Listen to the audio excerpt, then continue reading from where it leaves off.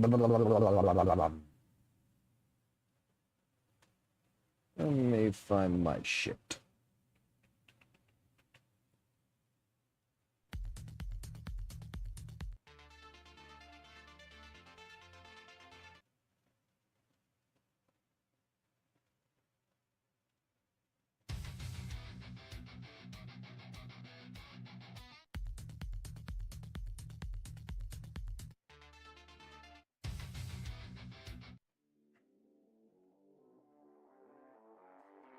I'll take this one.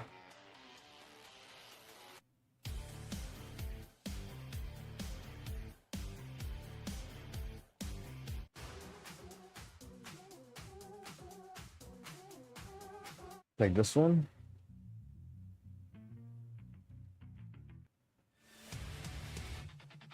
I'll take that one.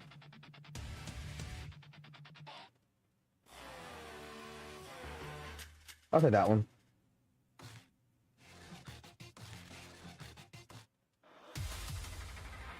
Definitely take that one. I like that one.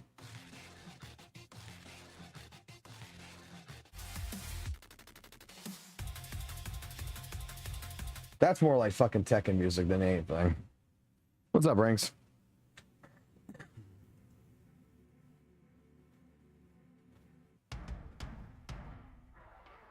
I'll get started here in a minute. I'm just fucking with a new music program.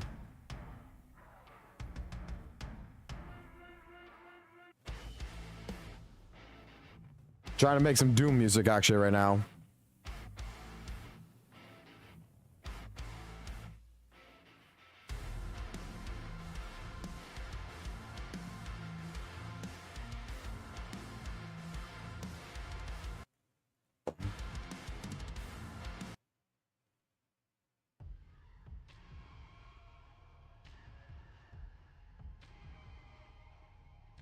Don't like that.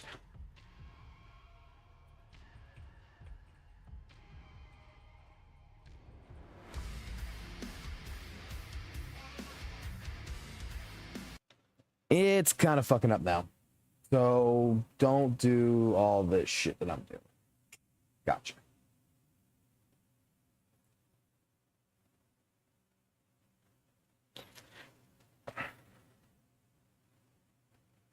In 10 minutes, I get to see what my fucking results are if I won or lost in the fucking horse race. Gotta get the kiddies ready, right? Gotta get the kiddies all fucking situated to learn how to fucking horse race. Down for that gambling.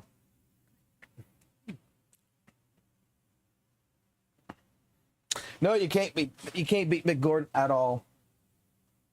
But you can get close again to him.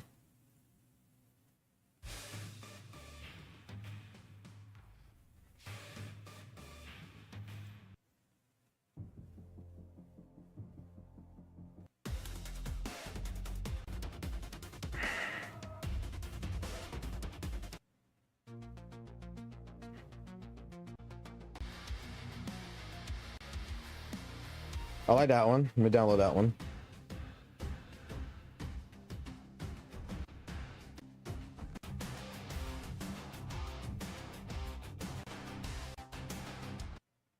Don't like that one. All right, let's see. We did all this now. Let's see. What's this song?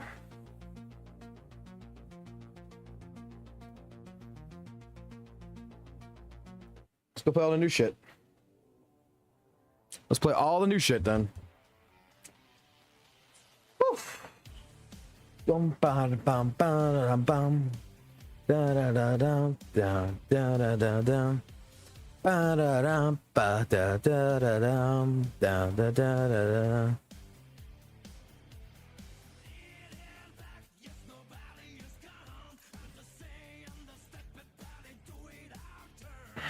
So these dark but your body did wrong.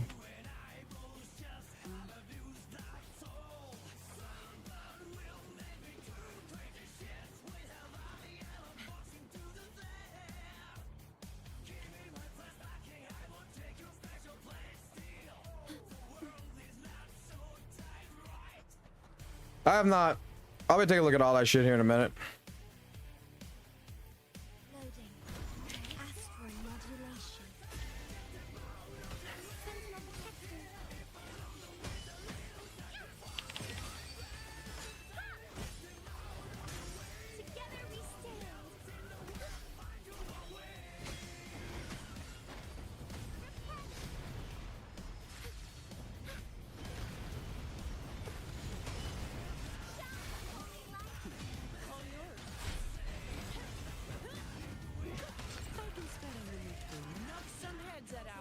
Let's get this in.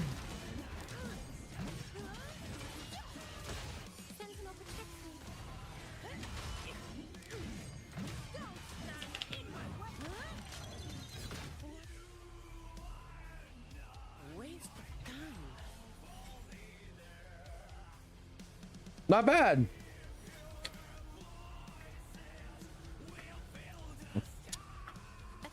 Swapping in her just to freeze actually is actually a blessing. Now that I learned that.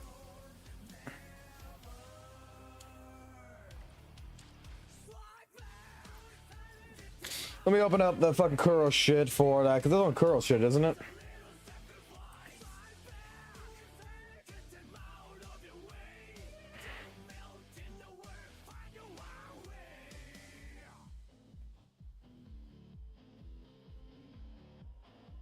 No.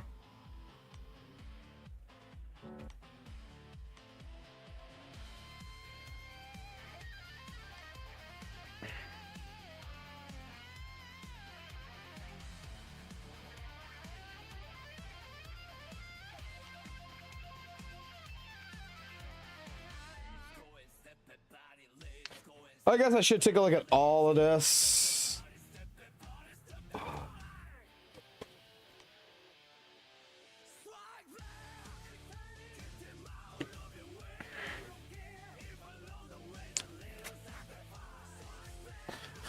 All right.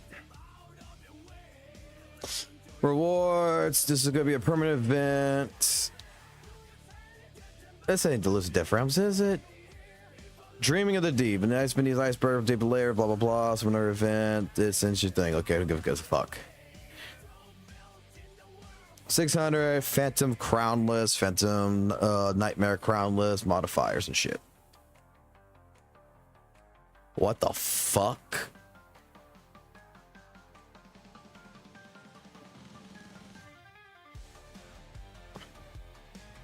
After choosing a film, you may explore the world freely.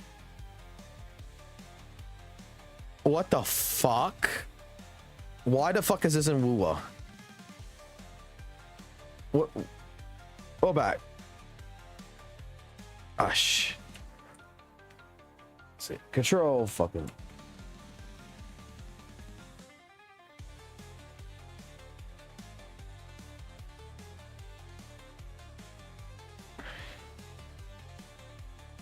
Oh, there's power creep in this game.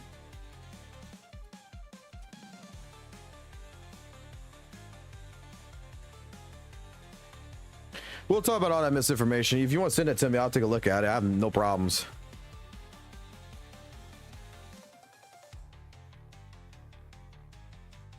What the fuck is this garbage?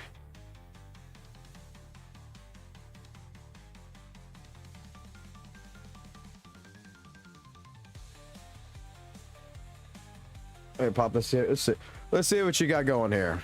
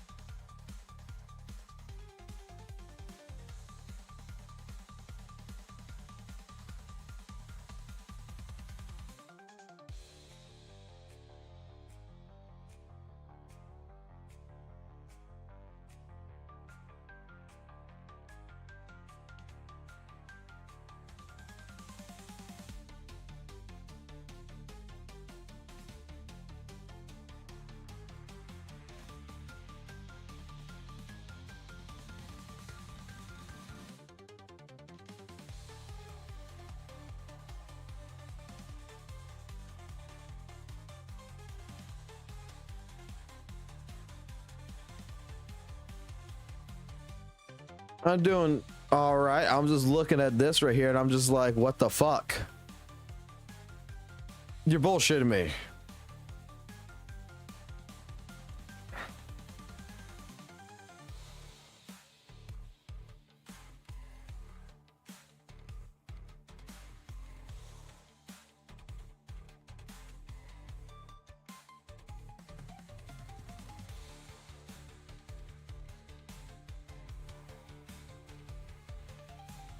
Oh, yeah, it's definitely no power creep, huh?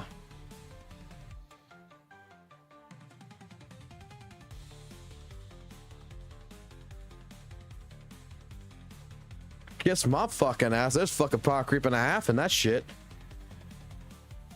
Synergy burst. Oh, they're doing this shit again.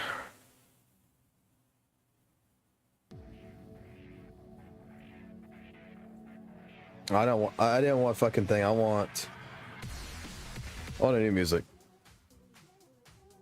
Okay.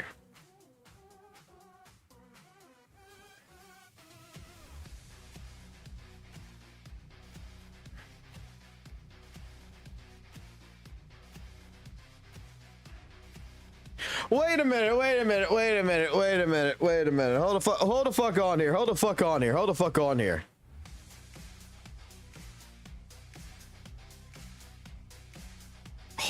on here. Dreaming Deep is just a fucking rehash of the previous Dream fucking shit. So this ain't really a new event. It's just a rehash. It's just take what the fuck they already created and do it again.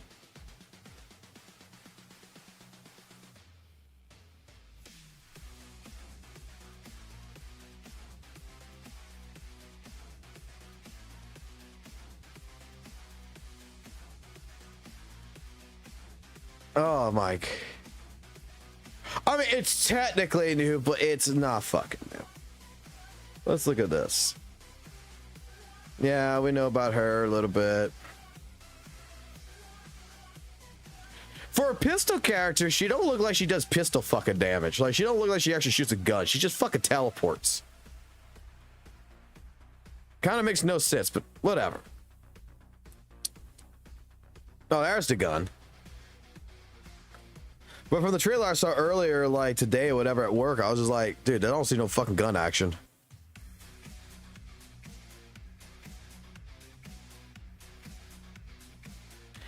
I ain't too worried about her shit. I really am not worried about her shit.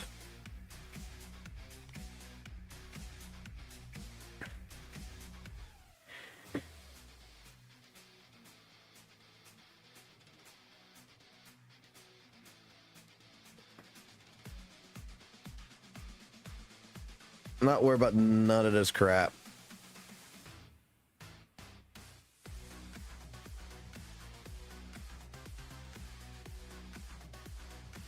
I personally don't care for the character. I'm just getting the character for the fucking other one.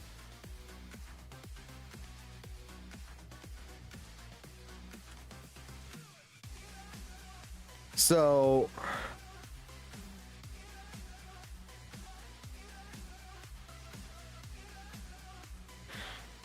we're gonna be getting this shit.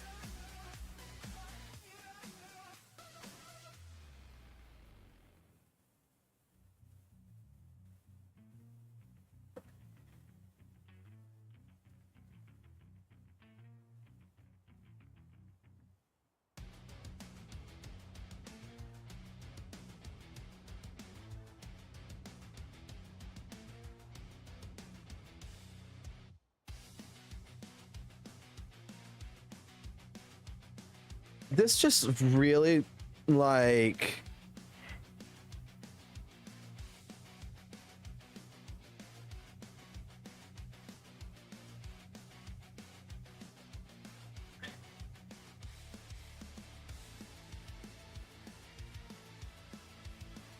This feels like a downgrade.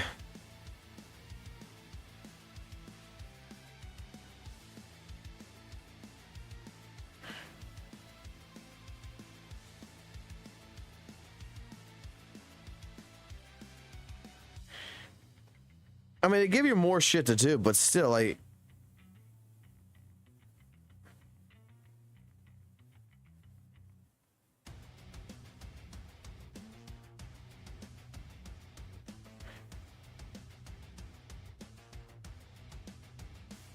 I don't like it.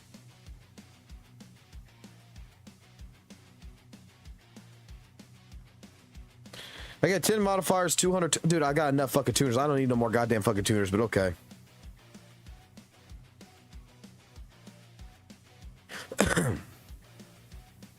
This ain't even Elusive Death Realms. I thought Elusive Death Realms was supposed to be added. No, this is not a refresh event. This is one time permanent event. This is not gonna be a refresh event at all. Let me move this over here. Let me see some. I thought there was talks about Elusive Death Realm.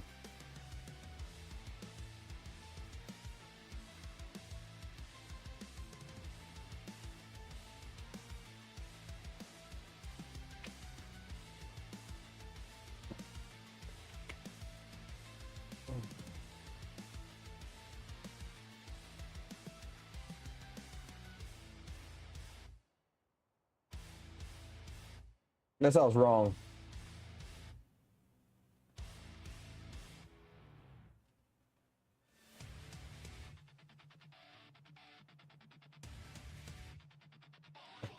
They should have already built on the old one, though.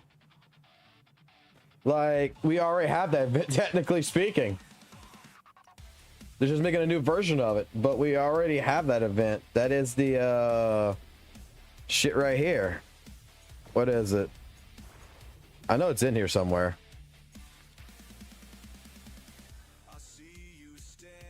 Because every now and fucking then it pops up and says I got a fucking thing in it. What's it fucking called again?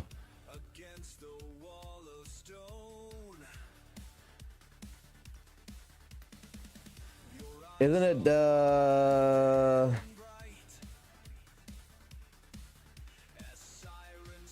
right here. Is this shit right here?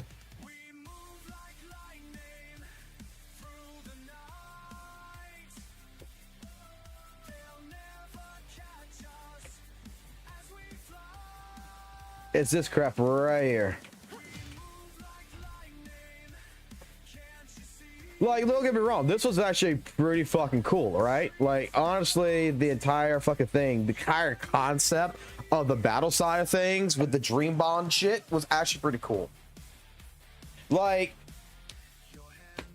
the reason why I liked it, because it was stolen from Grand Blue Fantasy Versus, first and foremost. It was stolen from Grand Blue. Okay? Relink or whatever, the RPG game, it was stolen from Grand Blue.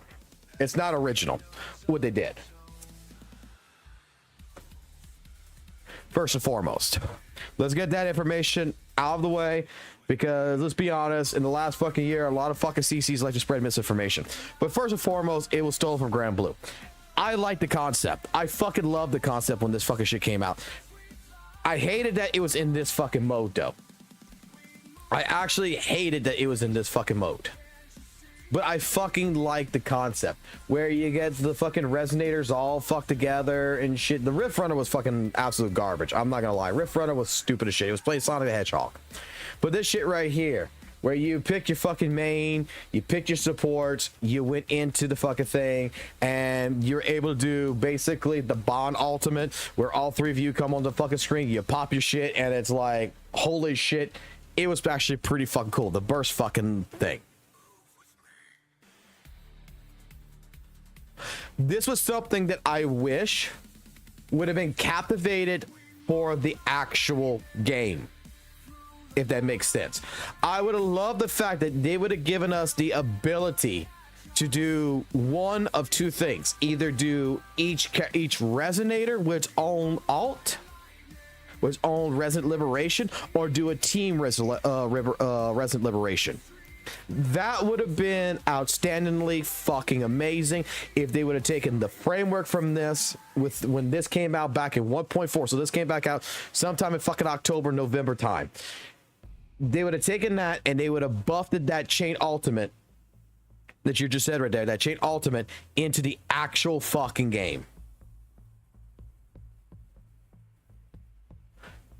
To where you fight tactical hologram bosses and everything, and I have one or two options. I can go like my normal rotation, or I can pop them all at once on the fucking screen. It's stolen from Grand Blue, but who gives a fuck? Give it to me. So basically, we're getting a second version of this.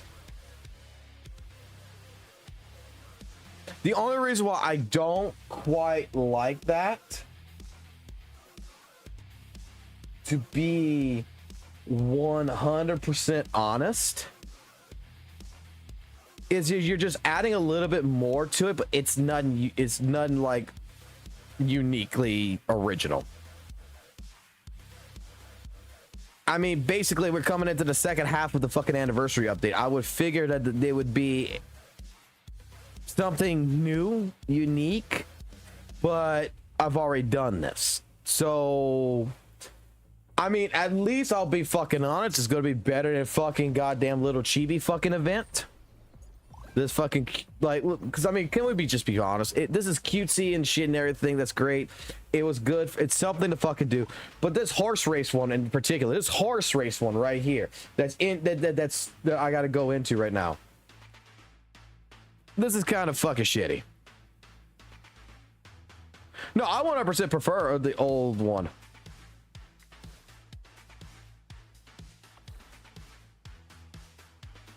Oh wait, no, the match begins in 21 minutes. Support ended. Okay, so in 21 minutes, this is a good start.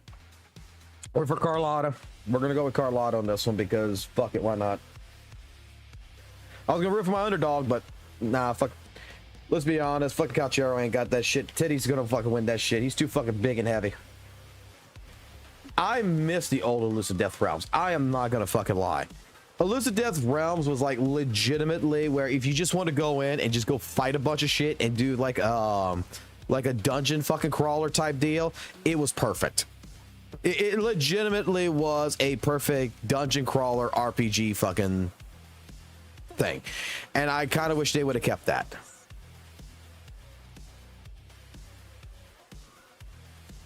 But I mean, they're fucking taking Elusive Death Realms and they're trying to fucking incorporate it into so many fucking goddamn new fucking event things. It's just, it's like, okay, why are we keep on fucking putting this in here when legitimately, I'm just going to say, when legitimately you just put Elusive Death Realms, just fucking put Elusive Death Realms in there. Fuck trying to take Elusive Death Realms and encapsulate it into something that it's not.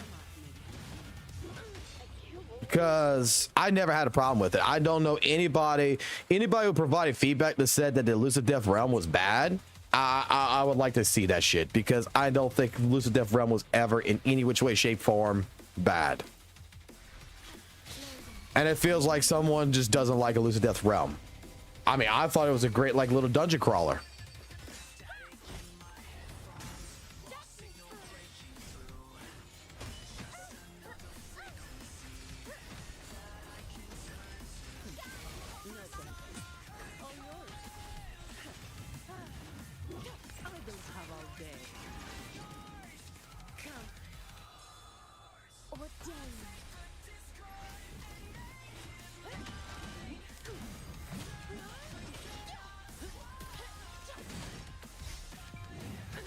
Not even gonna chance. I'm just gonna do this.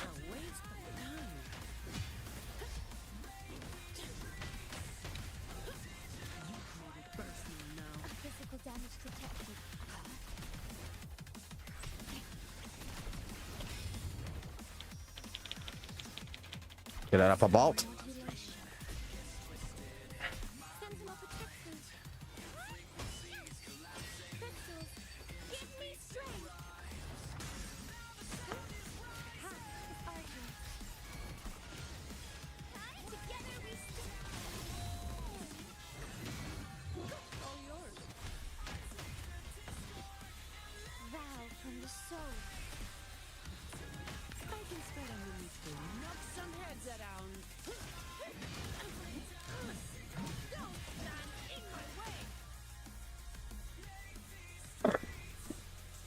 Let me be completely honest. WuWa has apparently the best fucking elemental system that does not fucking exist.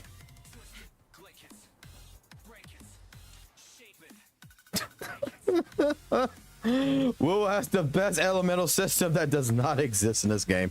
I want to go fight Tempest.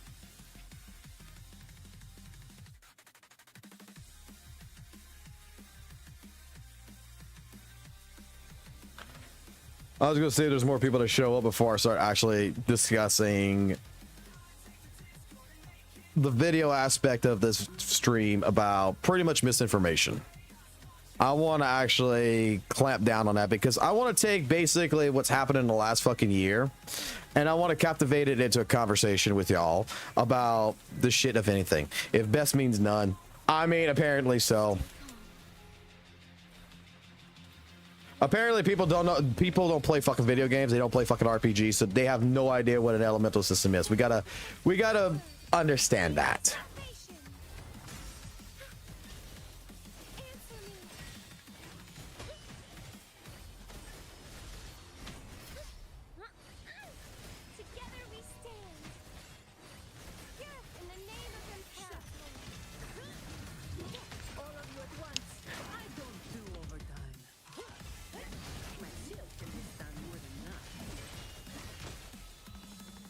Pop in the shorekeeper to do that.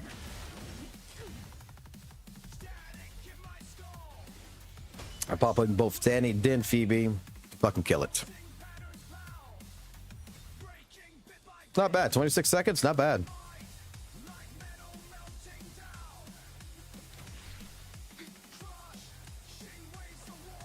Like, I'm gonna tell you right now, WuWa is going to be coming into a year old coming what? March 22nd? March 29th?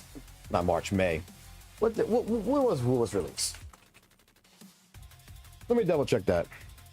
May 23rd, but May 22nd in the US. Yeah, that's what I thought. The same day our project is going to get released. So,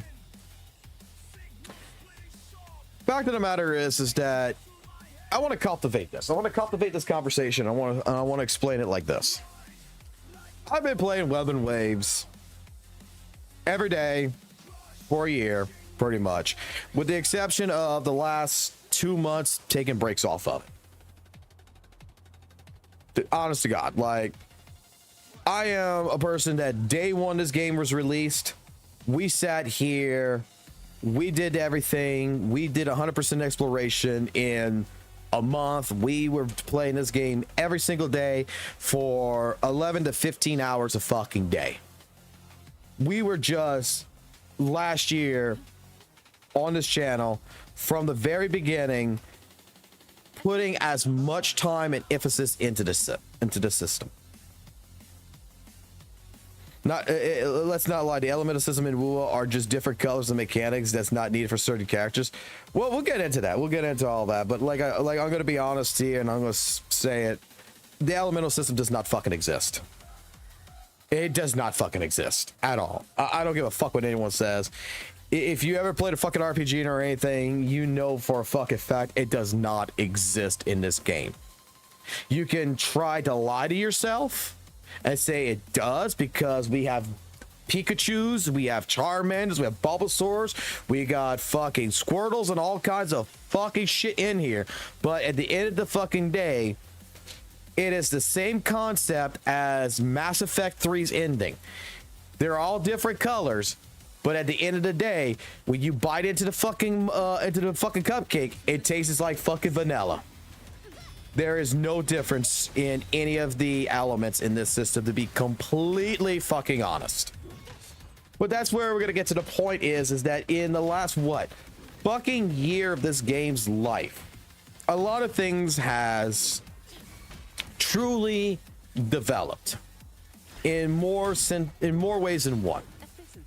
Let's go with the net positive of everything. The very big net positive before we get into the net negative. WuWa has legitimately developed a game. It's a developed game by Kuro Games that legitimately is gotten a lot of updates, that has legitimately pushed the boundaries of different things and made damn sure that it is being very well up there in the competitive market of gacha games. Unlike what the most recent Tribe 9 game or whatever that fucking after 1 month of release they fucking went EOS. Wuthering Waves has done things to change its formula for not really the better. I will not say it that way. It's not for the better, but to instill that when people come into Wuthering Waves, they're coming into a game that is very casualized, very easy to pick up. It is a game that legitimately, once upon a time, it was a challenging experience. It was delivered with a abysmal launch that ended up changing into becoming truly more of a game that represents a good understanding of balance. And what I mean by a balance is more the case scenario that it is designed around the aspect and the ideas of, hey, look, we're not going to cater to just the niche community. We're going to try to cater to the whole community. So I got to give Kuro Games a lot of credit. Like, since 1.0, echo farming is a lot fucking easier in this game now than it ever has fucking been. Exploration has been, especially with the Renacida area, has been upgraded to where flying ability is absolutely fucking great. The new modifiers that you can get just in general, so that way you can make sure that when you are farming echoes, you get the type of the main stat that you really want. So if you're looking for crit rate, crit damage, you're gonna get that over fucking defense no matter what, as long as you got a modifier. All these kind of things, in my personal opinion, does show that Kuro gives a shit about its fan base, that it did realize that some of these mechanics are kind of dumb, some of the grinding is a little bit tedious, and they did balance it out more, and they did fix it. Is it perfect? No. I'm going to say it like this: it is not perfect. I still give Kuro Games, in terms of competition, a silver medal. I'm not going to give them a gold medal. I'll give them a silver medal. But in the last year of all the net positives that has produced itself with Wuthering Waves, okay, with Kuro Games and into Wuthering Waves, there has been some net negatives, if you would. And I'm going to be honest, the majority of all the net negatives that has happened in this entire game structure is going to be with the mass majority of the minority of the biggest fucking voices, if you would, in the WuWa content creation department. So what I mean by that is that a lot of your bigger content creators who covers this game, and primarily only this fucking game, relatively has been causing, in my personal opinion, objectively, the last year, more problems than answers or solutions. There is more focus on drama. There is more focus on fighting people. There is more focus on dismissing information without properly reviewing information. And that is where the misinformation, the spreading of this information does come alive. And let's not sugarcoat it. Let's expose it for what it is. But the captain of all of this, Saint Tonus, is the biggest person who does this. He is the biggest person that is going to dismiss any kind of objective opinion against his opinion. Well, it could take basically 5 minutes to dismiss it and stick on to a point that has no boundaries about what the fuck we're talking about.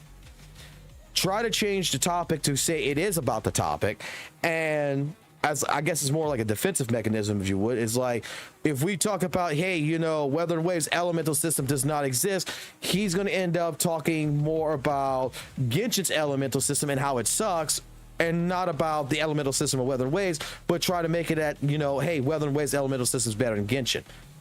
We don't need to bring Genshin into the conversation. Let's stick with the point. he doesn't actually stick with points when he discusses things. And that's kind of like an example that's a little bit, you know, I don't think he really talked about it like that, but I'm just saying. It's more when someone brings something up, it's dismissed, and then it is manipulated to discuss about something else to try to justify about the situation. And in the course of a year, we have seen different subjects, different arguments, different conversations be brought up that this has happened more than once. I've talked about gacha revenue. That was the first really, really big one.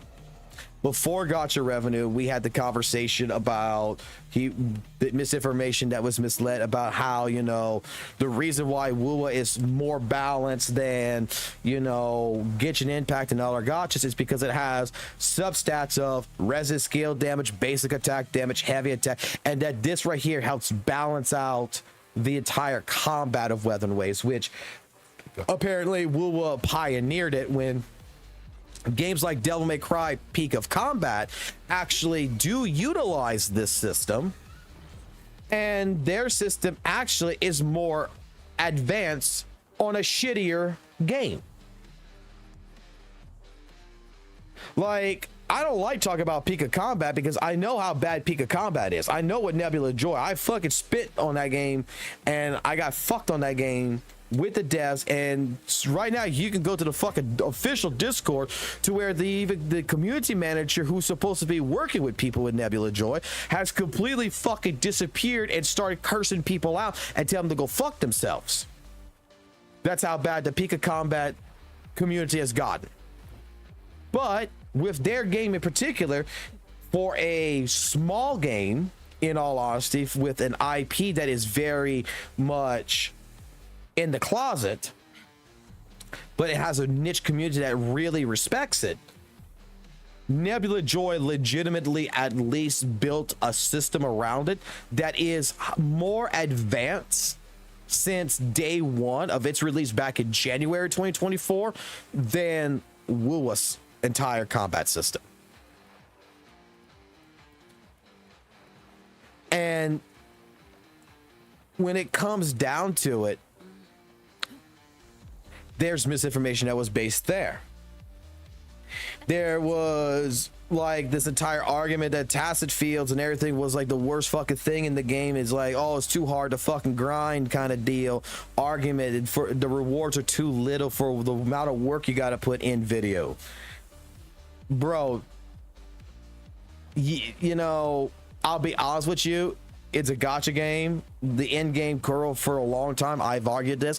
I agree with that point, but I also disagree with it because at that fucking time period, when Kuro did that with the tacit fields and everything, that was the end game.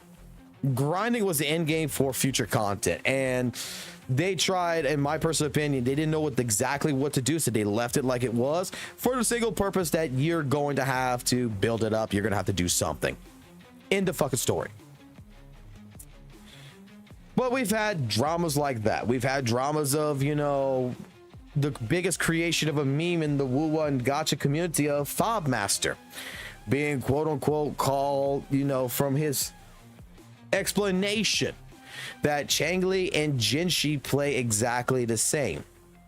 Now, when the problem here comes in is that if you take his statement, the original statement from the video, okay, yeah, it comes off pretty fucking bad. It does come off pretty wrong. But when the man's going to actually go into your stream and correct himself and try to explain to you what he meant to say because someone clipped it out of context when he wasn't really fucking talking about it, he just made a statement, a generalized statement, and it wasn't something he thought of when he was talking about it. He was just saying, oh, Changli and Jinshi play exactly the same, and moved on. You're dismissing what the man's trying to tell you in your chat room, because I was there when that happened. Fob was telling St. Tonas that's not what I meant, and Fob and St. Tonas just kept pushing and pushing and pushing, and when Fob tried to go through with explaining, you know, it still didn't come off right with St. Tonas. So misinformation got spread there because, in all honesty, how Fob put it is actually not wrong. Jinshi and Changli in all honesty, they do play relatively in the idea, the grand scheme, the goal, the actual ending combo. They play the same. I get his point. Then from there, you had more misinformation that got aligned with, you know, there's no such thing as power creeping in Wuthering Waves, which that argument has been stated since shit 1.2, and that has been the biggest fucking lie that there has been in this fucking game. Power creeping has existed in this game since 1.1. The difference though is that if you're a casual fucking player, you're not gonna fucking notice it. If you're a person who only casually plays Wuthering Waves and you don't actually play Wuthering Waves, you don't actually play with mechanics, you just play to hit buttons and see things happen on the screen, but you don't actually analyze it, you're never going to see the power creep. All you're going to see is big flashing numbers that every character fucking does, and you're going to think and generalize that there's no such thing as power creep. But characters themselves are power creeps. Jinshi was a power creep. Yao was a power creep. Fucking Camellia was a power creep. Carlotta was a big fucking power creep. Zanny right now is a big power creep. In terms of actual mechanics of how these characters actually play, like they are power creeps.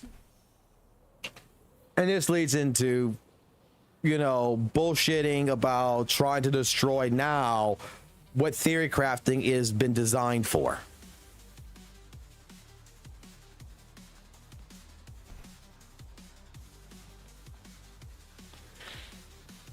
I mean, theory crafting was designed in purpose, not for practicality purposes, but just a fun little hobby that says, well, if you take into consideration all the perfect elements and everything else, you take the perfect additions, what is the true maximal potential of a character? Will anyone actually reach that? More than likely fucking not, because no one probably really fucking cares. But we're going to try to pretty much destroy and discourage power creeping just because someone is pissed off at a girl for not talking to them.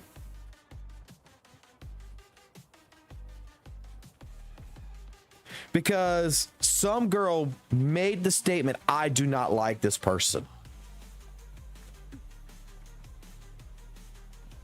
That some female says, I do not want to associate myself with this person.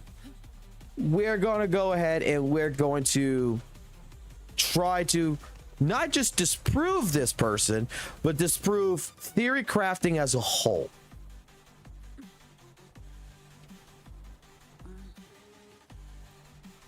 And that's why, like I said, in the generalized review of Wuthering Waves over a year, especially in the content creation department, I do 100% believe that it is one of the most hostile, one of the most over fucking exaggerated fucking communities with its takes, and that there is legitimately less logical thinking when it comes around the bigger CCs of Wuthering Waves. And it's more going to be a biased opinion and not an actual look around the logistics of things. Like, I mean, that is legitimately the strongest way I could put that, and the nicest way. Is that the community of Wuthering Waves, and with its bigger CCs, in all fucking honesty, makes the community who there is up. Let me put it this way: the bigger CCs that's out there has made Wuthering Waves content really look like a joke. Makes it look, so, in most cases, really bad. Because of the person who's associated behind it, has an agenda. It's trying to push more of a pilot than actually talk. They don't want to debate. They just want to fight and come out on top. Because of whatever reason. It's funny to see, in my personal opinion, it's funny to see that someone who claims that they play Wuthering Waves, that they understand Wuthering Waves, that they're practically the best person to understand Wuthering Waves in the generalized concept of everything, is playing HSR and bitching about HSR's fucking bullshit, and even their own chat is trying to explain to them that they're doing it wrong, and the person's arguing with them saying they don't know what the fuck they're talking about. And then you can go find anybody who actually plays HSR, who's played it since fucking basically day fucking one, sit down with them and watch them complete the same shit that someone else couldn't complete, with the same characters, with the same concept, and do it relatively, with some challenge behind it, but to prove that you know, if you actually think for a minute and you actually work on this, it's not really that fun, but you can use old characters to beat content. To try to make statements again like Wuthering Waves has no power creep, to try to make statements that Genshin is worse than Wuthering Waves, and try to use different examples that, in one lighting, let me put it this way, in one lighting, it looks correct. It's like you're looking at this ball in front of you in a dark light, and you're looking at it, you're like, oh, it's purple. But when someone sheds some light on it, it's actually not purple. It's actually a red purple. It's actually more maroon color. But in darkness, it looks fucking purple. That's the point.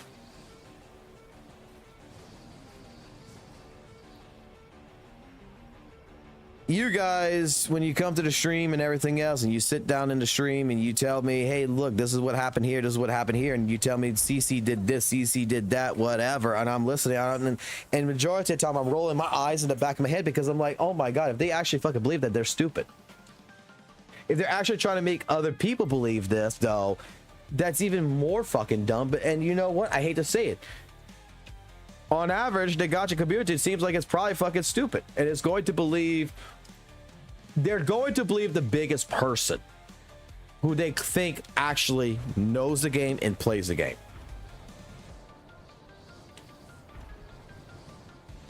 I don't think that St. Tonus does not know how to play Wuthering Waves. I don't think he does not know certain things about Wuthering Waves, but I do believe that he does provide more misinformation, because I think that his definition of certain things is absolutely wrong. That in general, he's trying to recreate the definition of different things instead of sticking with the definitions. So, example, how do you determine power creep? In general, I'm a boomer. I've fucking played fucking video games since fucking back on the fucking NES days, okay?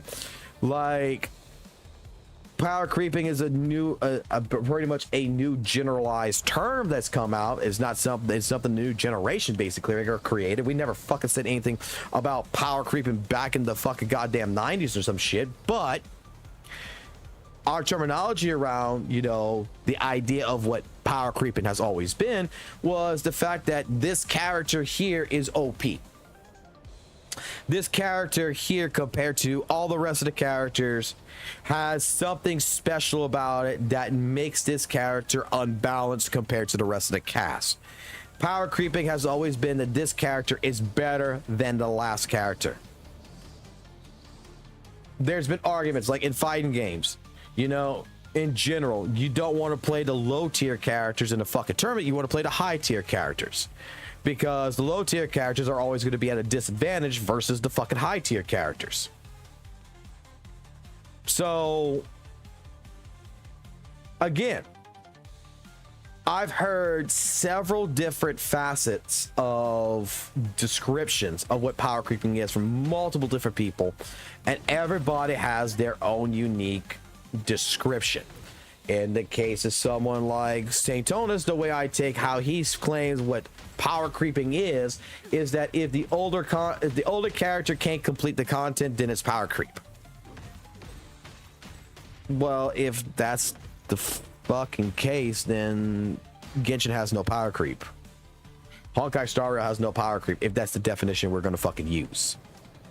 Then we're gonna backtrack on that fucking statement, and we're gonna say that, oh, that it is almost impossible for the old characters to complete new event content.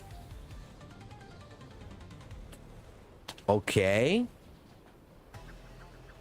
but I'm watching people play fucking Genshin Impact without fucking struggling with older characters doing content. I mean, there's videos of fucking people playing 4-star characters with 5-star weapons, don't get me wrong, that is completing the content. Standard weapons, standard fucking characters. But they're special.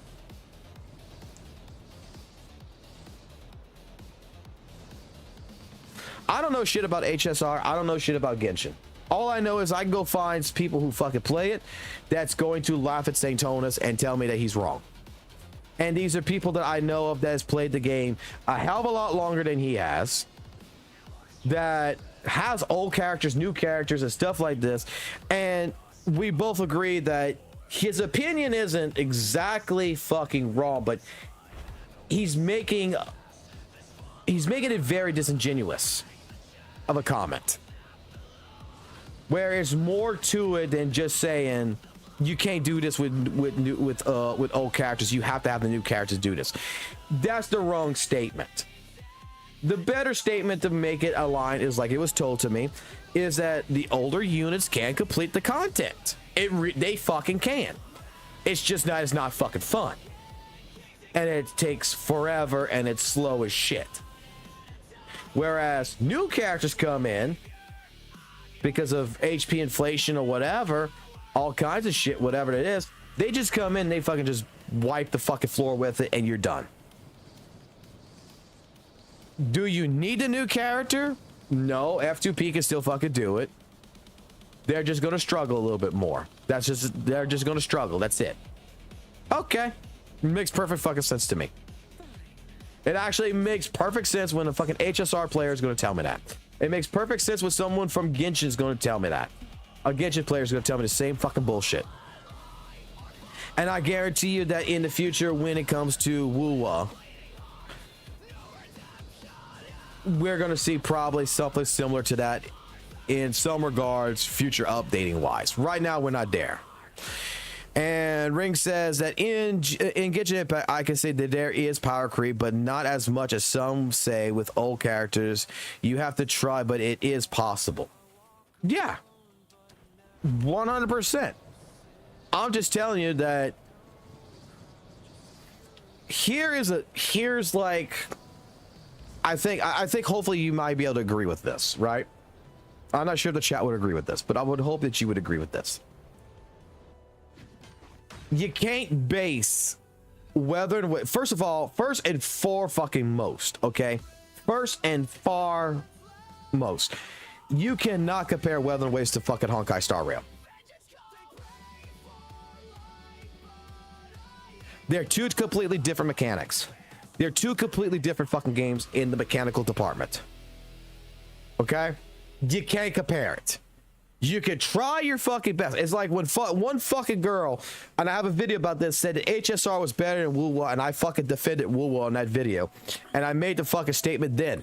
You can't fucking compare the two games because the two games are two different fucking styles. One's turn-based, one's fucking real time. You can't just make that blanket fucking statement. You could compare maybe how the gacha system works on pools, stuff like this. You could say that Honkai Star Rail costs us more money. You could say in general different things, but you cannot compare the two fucking games against each other because it's an unfair point. It's unfair to WuWa and it's unfair to Honkai Star Rail.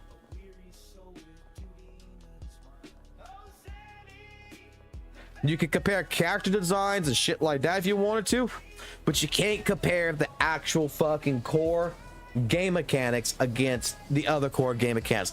It's the same fucking bullshit as ZZZ versus WuWa. I'm going to be the first one to tell you they both play fucking different.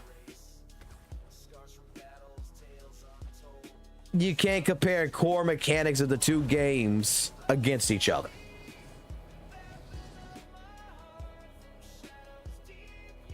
That's a generalized statement that I'm putting out right now that I think that everybody can agree with.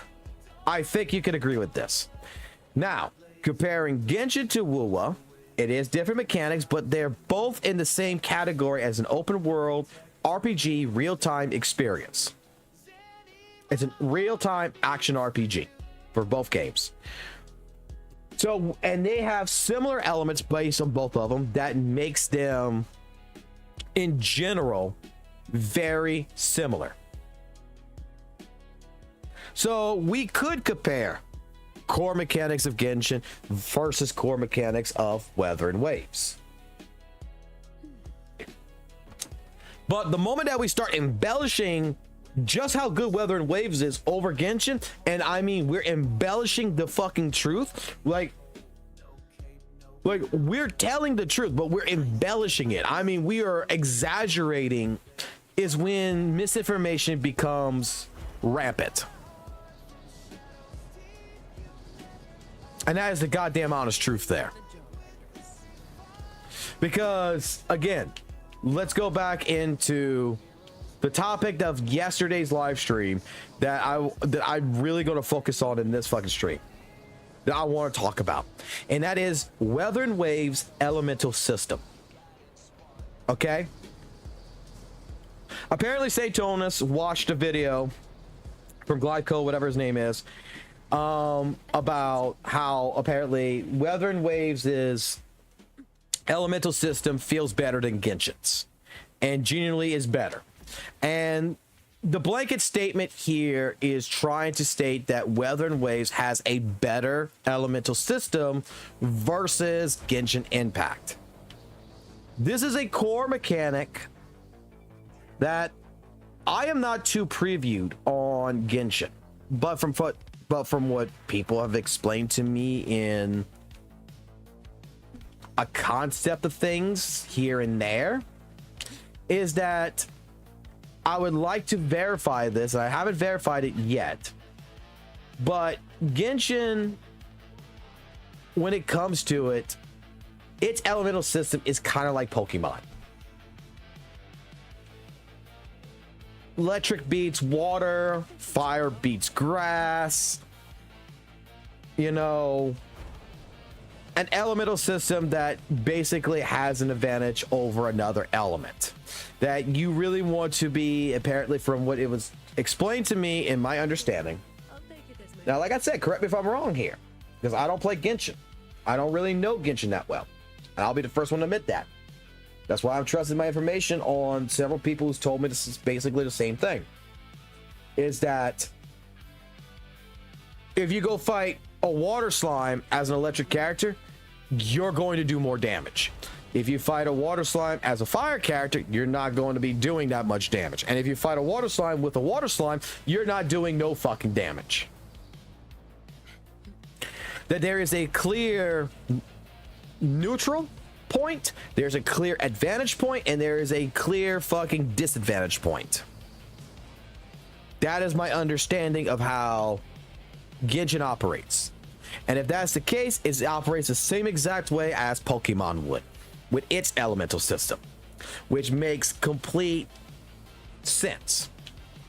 And if that is the case, and that is what we're going to consider, because I mean, I've always considered elemental system a rock paper scissors game, and that is what it's always been in every single RPG that I ever fucking played that is a AAA fucking title fucking game. But in fucking general here.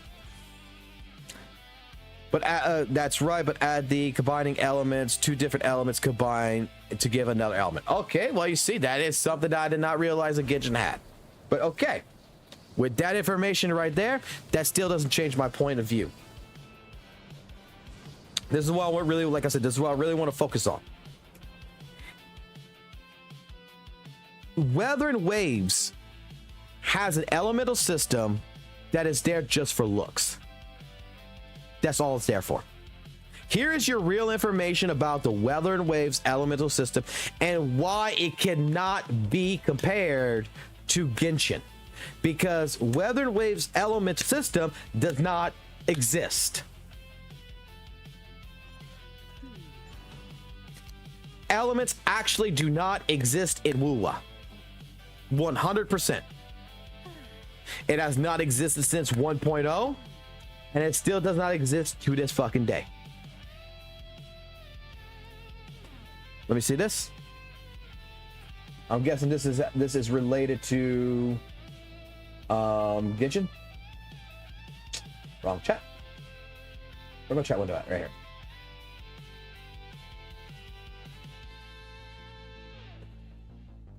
How about I pull the right one up, right? Actually, how about I refresh this and get the right one going? Where are we off to next? This is how the elemental system works in GI. Swirl, crystallization.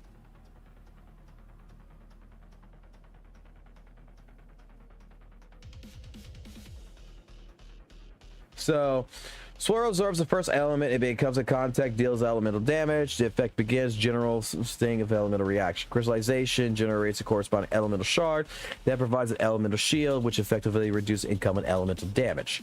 Burning deals ongoing pyro damage, and I'm guessing this is like fucking grass type right here in a sense.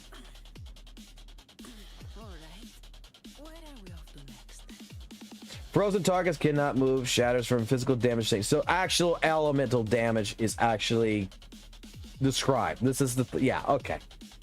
So it is what I think it is. So again, with that being stated, and with Rings providing that information right there about Genshin Impact, this just proves to me even further that Wuthering Waves does not have an elemental system. You can't compare it. I'm sorry, Glyve, whatever, Noisy's friend. Sorry, bro. Your video there, you know, I gotta say it's pointless. Because in the aspect of what Wuthering Waves elemental system is so fucking simple. It's not even funny. It's not even funny. Unlike Pokemon, unlike Genshin, and I'm going to use Pokemon because this is more simpler for me to explain it. When a Squirtle fights a fucking Charmander and uses fucking Bubble Beam, it's at an advantage to defeat fire. When an electric Pokemon like Pikachu fights Charmander and uses Thunderbolt, it's not at an advantage, it's at neutral state. When a grass type Pokemon like Bulbasaur fights Charmander, it's at a disadvantage. These 3 element types that I just spoke of against a fire type, each has their own properties, their own rock, paper, scissors type game style versus what they're trying to attack. In Wuthering Waves, taking the same core concept. All right. Where are we off to next? And I'm going to put it like this. Taking the same core concept. If I'm going to fight the Fallacy of the Fallen, it's a spectral fucking monster.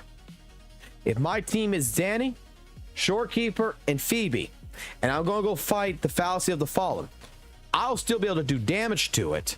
However, I'm fighting against a 40% defensive wall. This motherfucker now is got a 40% defense against everything spectral that I could throw at it. If I take a team like Chang Li, Shorekeeper, for example, and Brant, the only one on that team that's going to be facing against a 40% defensive wall is going to be Shorekeeper. Chang Li and Brant is going up against a 10% wall. they're going to be doing damage at neutral. It doesn't matter if I am a Havoc team like with Camellia. It doesn't matter if I'm a Glacial fucking team with Carlotta. Doesn't matter at that point of any other element except for Spectro. About me fighting the Faust, I have no advantage. I'm at neutral. Because every single one of these characters that is a different element than Spectro all have what? A 10% defensive wall. There's not one that is overpowered from the other.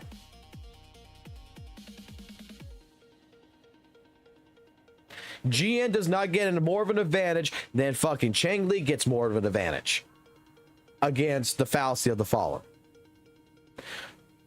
Now, the argument here is going to be stated is that we have new echo sets that is going to be providing spectral frazzle, aerial erosion with the new echo sets. To be 100% honest with you, these are not elemental effects. None of this shit is elemental effects.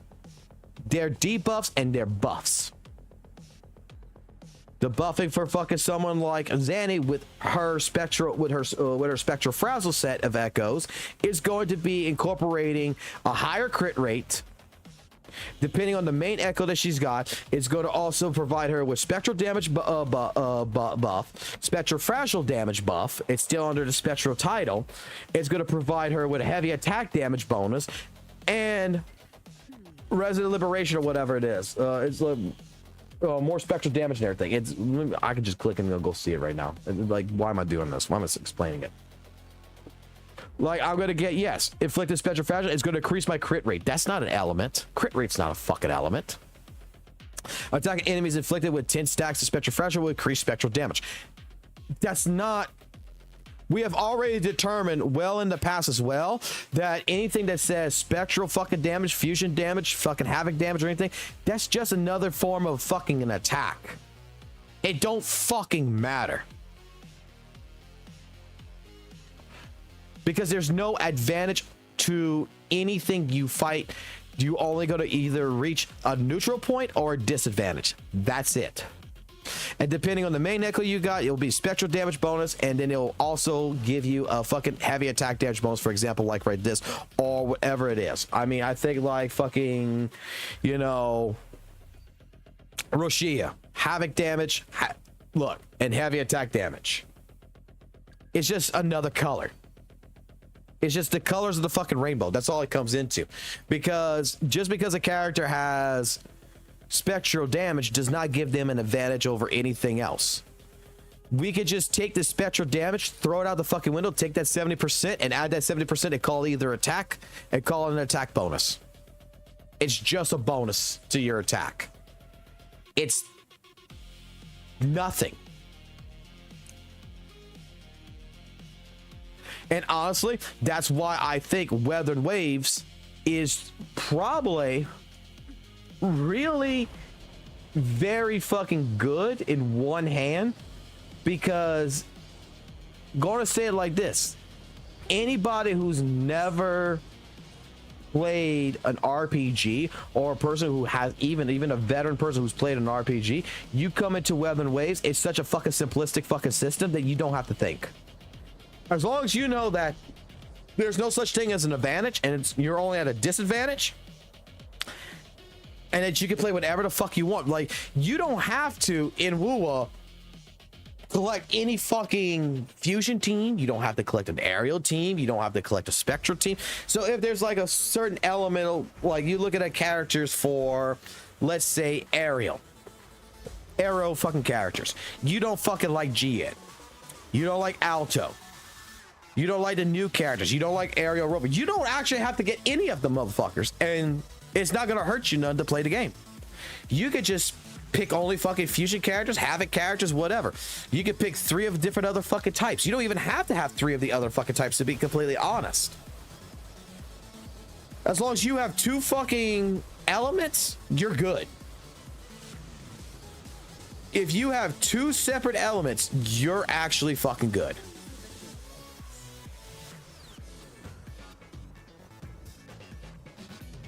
You don't need one of every element in WuWa, because there's no such thing as really anything about elemental damage. As long as you just keep in mind that, hey, look, this boss is Havoc, this boss is Fusion, this boss is whatever. As long as you don't fight it with the same type of fucking character, you're going to do more damage regardless. If you're going to fight it with the same type of character, you're going to be facing a 40% defensive wall that is really just going to make you fucking sit there and waste time, to where you could have been killing it a lot faster if you would have used another character like Carlotta instead of Zanny against the Fallacy of the Fallen. Welcome to WuWa's fucking elemental system. In all honesty, looking at this right here, you provided rings. Looking at this, you can't compare it now. You can't even compare the elemental system of Wuthering Waves to Genshin, because Genshin's fucking elemental system actually has a thought pattern behind it. Like, it legitimately is an elemental system.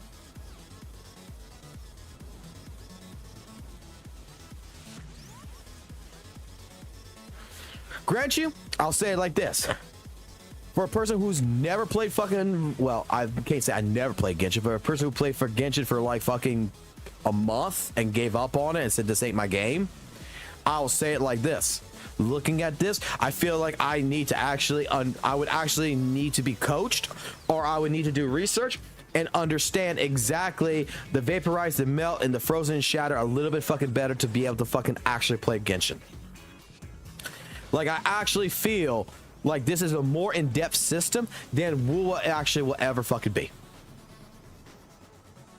And that means that you have, if you really want to go down that route, you can actually classify that Genshin Impact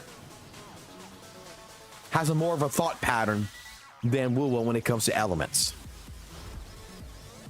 That someone was actually thinking when they created that. In Wuthering Waves, they did not want you to focus on caring or learning about elements and worried about playing Pokemon. They just wanted you to focus on the combat. And that is why, again, try to say that Genshin has a better elemental, I mean, Wuthering Waves has a better elemental system than Genshin. You really can't compare, because Wuthering Waves does not have an elemental system that actually exists. Maybe in the future it will exist. Maybe a couple more updates in the future it will.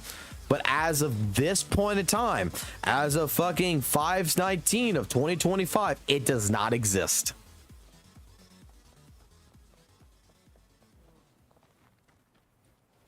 And you see, again, Rings, what you just saying right there, what you're just telling me right there, I'm going to be completely fucking honest with you again. That just says that Genshin has an actual elemental system. It has a deeper mechanic. I mean, let's be fucking honest here. It has a deeper mechanic. It's not just about going in and mashing buttons. Then now you got to actually think about what your elements can do together. You got to think of what you can create from your elements. You got to think about all this before you go into something like an event in Genshin Impact, right? So at that point in time, it's more of a puzzle, a thought-provoking puzzle of how to make your elements work to your advantage.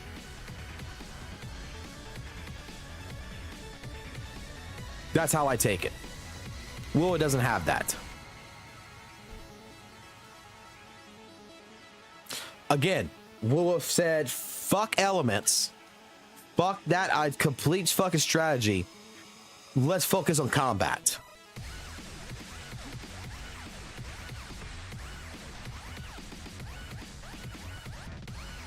That's the truth. Kuro made sure that this was more casualized, that, I'll put it this way, a child could play Wuthering Waves and have more of enjoyment of brain rot mashing than they would in Genshin.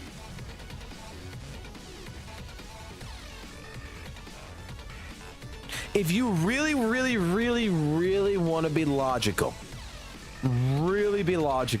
and non-biased, and you really want to pin the two together, I made this statement last night, and I think this statement would hold. There's a series of books that is out there called Whatever for Dummies. Math for Dummies. English for Dummies. Spanish for Dummies. If anything, Wuthering Waves is the casualization version of Genshin Impact that legitimately is that book. It is Genshin Impact open world gacha for dummies.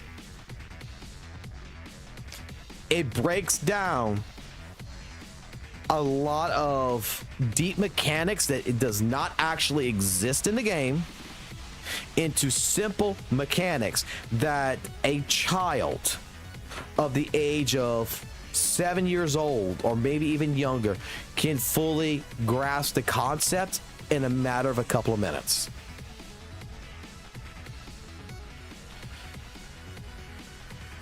That they don't have to have something to reference.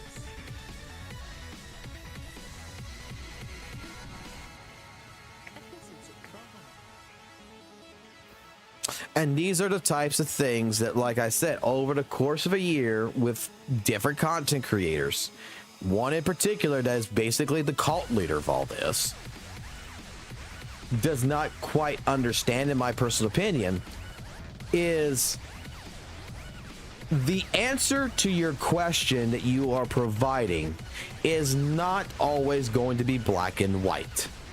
While in one case scenario you are correct, there is still a large misunderstanding that you might not be aware of, and dismissing information that is provided to you, or that not going to do research and not asking questions, does happen to make your opinion more biased, especially when you dismiss it, than being informative.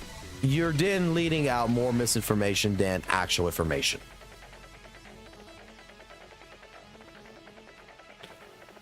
And like I said, I'm not going to sugarcoat it. With St. Tonis in particular, I've gone through this fight before with him, and the man never had the balls to actually fucking talk to me about it. I mean, I had his friends basically talk to me about it, and I apologized for it, but you know what? I should have never apologized for it. I'm gonna be completely fucking honest, 100%. I'm not scared of this man. I just tried figuring out at that point in time, like everybody was telling me with all his friends, that they keep the peace, keep the peace, keep the fucking peace. Don't start shit. Just let it ride. It doesn't affect you, and let's try to keep the community as a whole. Well, you know what? Fuck trying to keep the community as a whole. I got blacklisted. I don't care. I'm opening my mouth. I'm going to say what I want to fucking say, because legitimately, I don't believe I'm fucking wrong.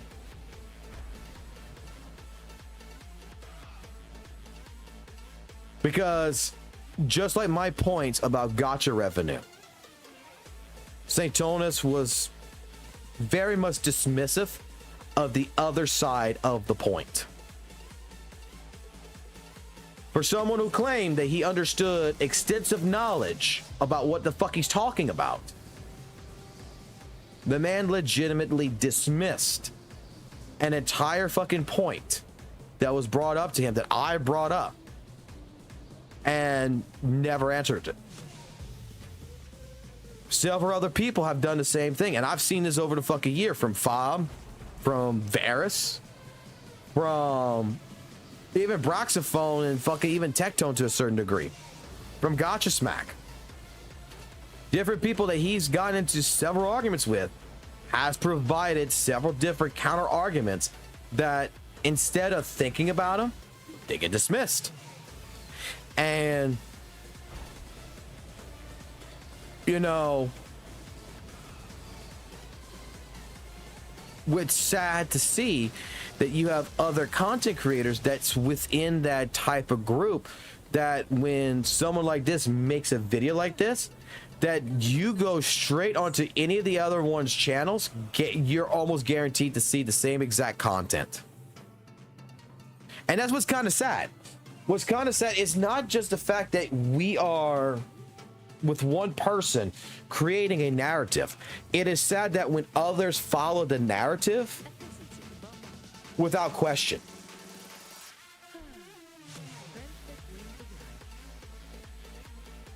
Because the sad part is that 9 out of 10 times, if there's a video about like, oh, there's no power creeping in Wuthering Waves, one of them makes the video, all the rest are going to follow and make the same exact video and just reword it here and there a little bit differently, but it's about the same shit. It's the same exact video. There's no true counter argument to it. It is defending their friend's opinion by trying to claim that this is their opinion when it's clearly not.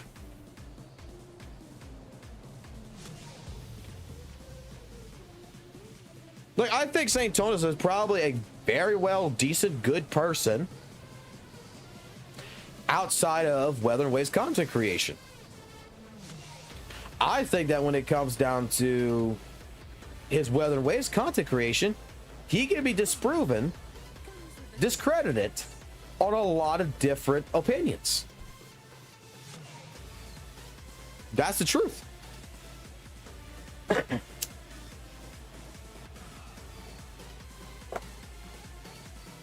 And over the course of the last, I don't know, couple of months that I've not fucking played, the funniest thing is comparing power creep in a game that is in a game that's a year old that are 3 to 5 year old. And here, you know what? You just brought up an interesting point that I've also made a statement about that I totally forgot about that I could actually also present to you. Why the fuck are we actually even comparing a 1-year-old game to a 5-year-old game? I think it's actually older than that, isn't it? Does it get you like 7 years? Like, if you're gonna, you have to have noticed. I think a lot of people should have noticed, the ones that actually play the game, that in a lot of cases, Wuthering Waves pretty much has followed almost letter for letter in the beginning. I'm not sure about 2.0, but in the beginning, Genshin's entire roadmap.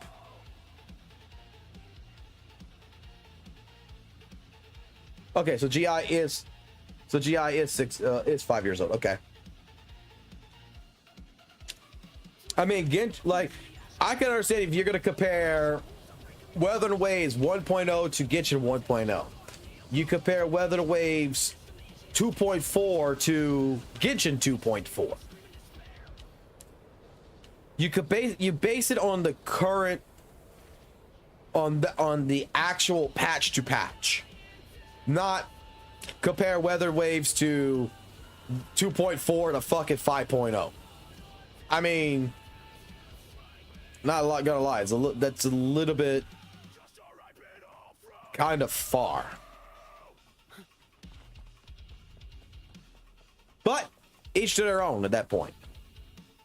Because I mean, there is some things that, again, that I think Wuthering Waves probably does better than Genshin 5.0. But I mean, Genshin right now at 5.0, if someone just starts WuWa now or someone starts Genshin right now at the same time, Genshin has a lot more to fucking offer than Wuthering Waves does.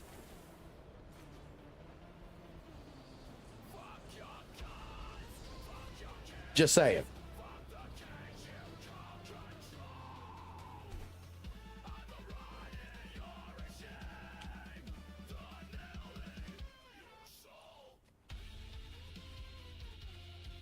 But this is like,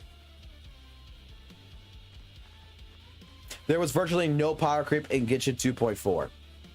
I believe it.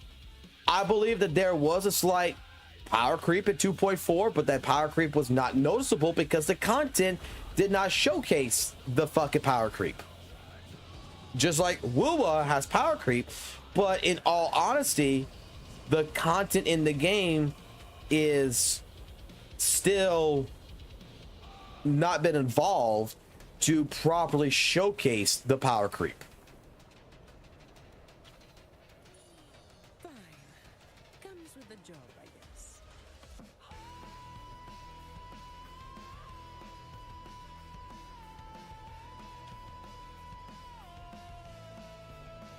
That's the part.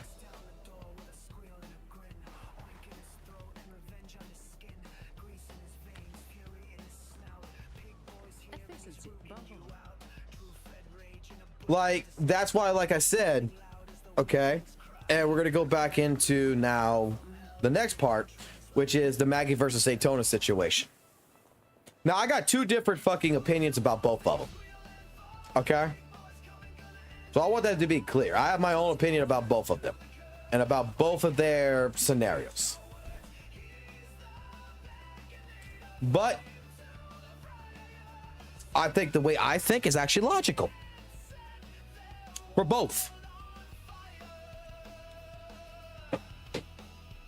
Maggie's numbers and power creeping, the spreadsheet and everything else, I took a glance, I looked over it a little bit, I looked at videos on YouTube based on it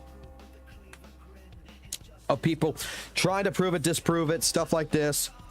And in general, my actual fucking opinion, when people are going to say that I am, you know, defending a rat, I'm going to say it like this. I'm taking her history of what's happened between her and St. Tona's out of the equation. I don't give a fuck. She ruined her own fucking, let me put it this way. She got her ass bit for her own actions. That is on her. What she fucking did, first and foremost, to lose the content creator program in Wuthering Waves, first and foremost, that's on her. She got spanked. Kuro kicked her out. She leaked information on a fucking live stream that was never supposed to be information that was going to the public at that point. That is on her. That is her fault. She deserved, in my personal opinion, to be removed as a content creator or even given a warning. That is on her. That is her mistake. That is her consequence. She should 100% be going into a, you know, a retribution and try to fix that future wise. I think the apology and everything for that was good enough. When it comes to her personal beef against St. Tona's and St. Tona's personal beef against her, that's high school fucking drama fucking bullshit. And in all honesty, the more I look at it, it is more the fact to where that could have been solved by a simple fucking conversation, more than likely, before it escalated.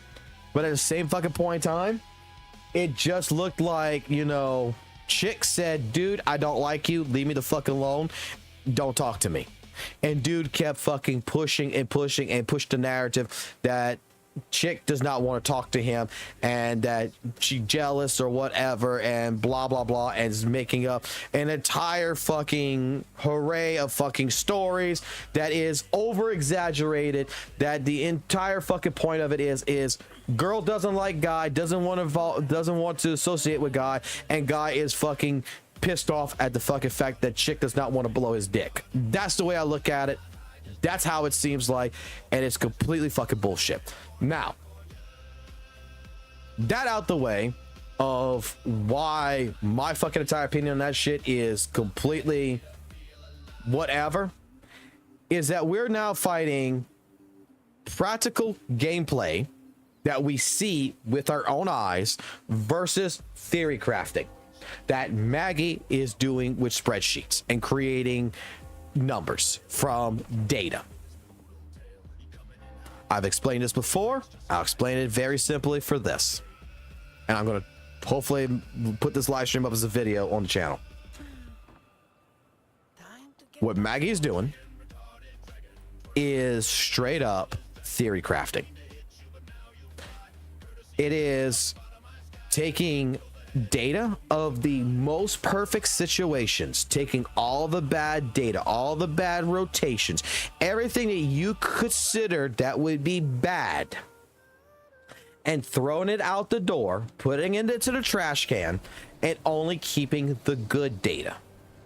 So if we take only the good data from every single DPS and put it on a spreadsheet, put all the best data that we can get our fucking hands on, the most optimal rotations, the most perfect fucking bosses, basically, in a sense, every condition is basically non-possible. That you would have to be really fucking lucky. Sun and moon needs to fucking collide together and fucking show you a fucking clear path and say all RNG, all mistakes that you would make is now going to be nothing. You could just go in and do everything perfect. At that point in time, her numbers aren't wrong.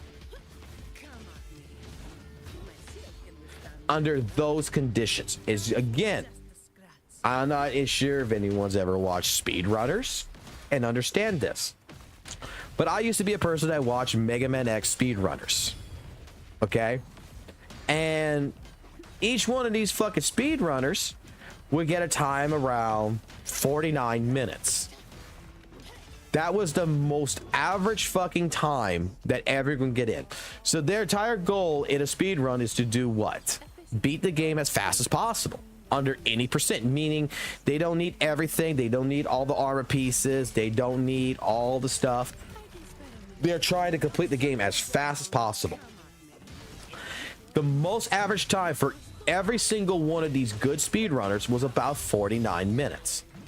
I think at the time the world record was like 45 minutes. I'm not sure what it is fucking now, but like Caleb Hart was the one that fucking got the world record.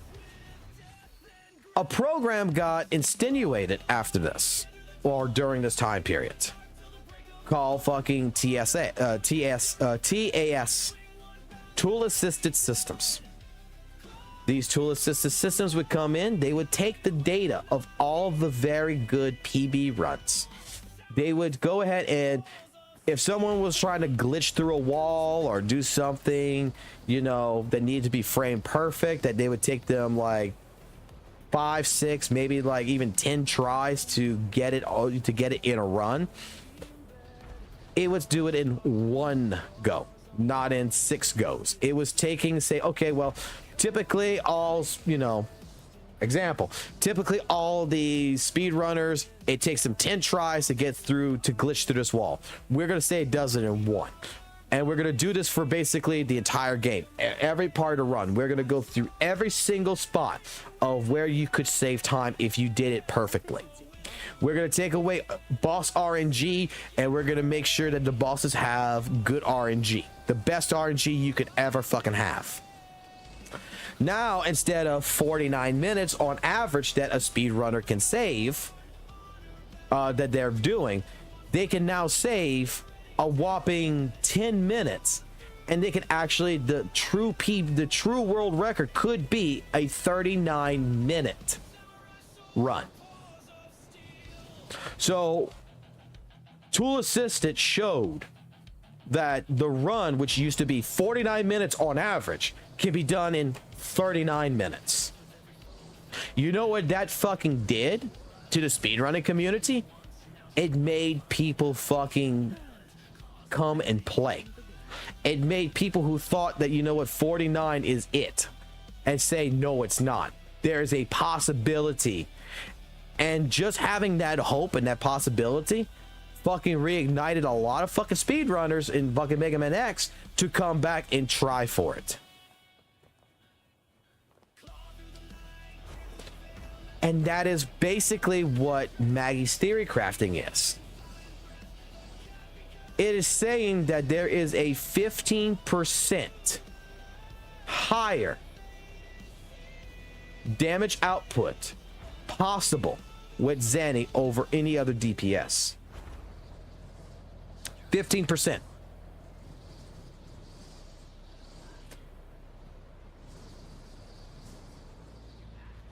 All that's telling me is that there is a ceiling. If we take it into practice, then you're not really going to see that. And this is where comes my argument towards Maggie at this point, before I get to St. Tonus. This goes to my argument with Maggie. That is great. If you love doing the theory crafting and everything else for your community, I completely understand. All right. Don't take this as an offense whatsoever. Do not be offended by what I'm about to say. But if you and your community like doing that type of theory crafting to find out what the possible maximum damage is, and this is what you're doing, that is great. Keep it at it. Keep doing it. Don't let no motherfucker in a fucking clown costume tell you otherwise. Just have fun. However, it is a little fucking insane in my personal opinion. Because in a game that has no competitive aspect to it right now, no leaderboard, no justification to really need to maximize out your damage or to better your times or different things like that, the theory crafting scenario that you're creating these videos for is only going to be for a niche community. It's not going to be for the general public. It's not going to be for the general player.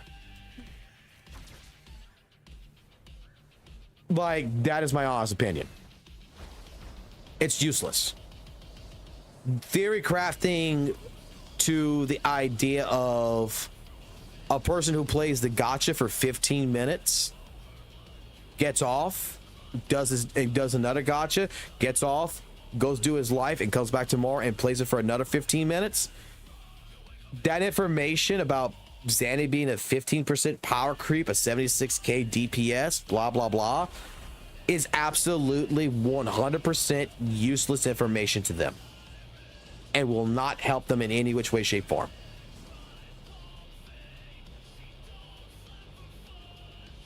So then you have to understand that what you're crafting and what you're creating is only going to be for a niche community that actually cares about that data.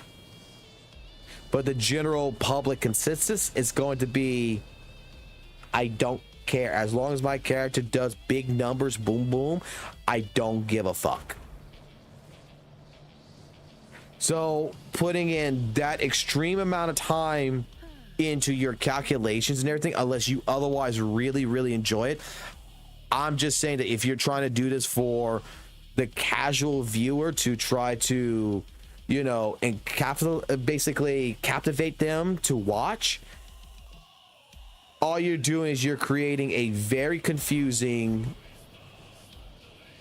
video that they're going to scratch their head and be very, very confused and very misgenerous on.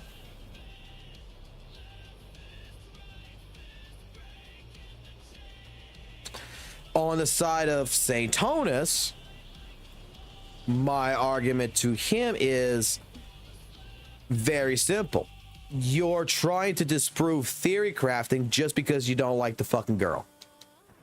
Because she didn't want to fucking talk to you.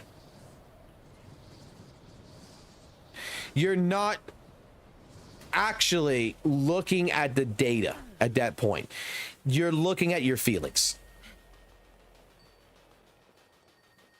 You're not looking at what's being provided to actually take a look at it and think about it and really dissect it. You're in your feelings.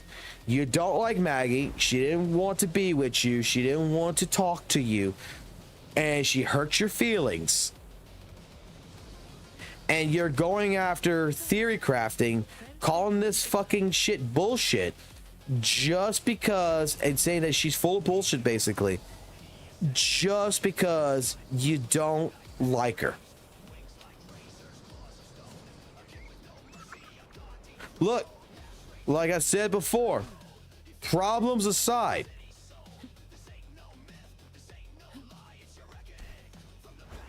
you're dismissing information before you actually fully dissect information. You're disproving information relatively fast.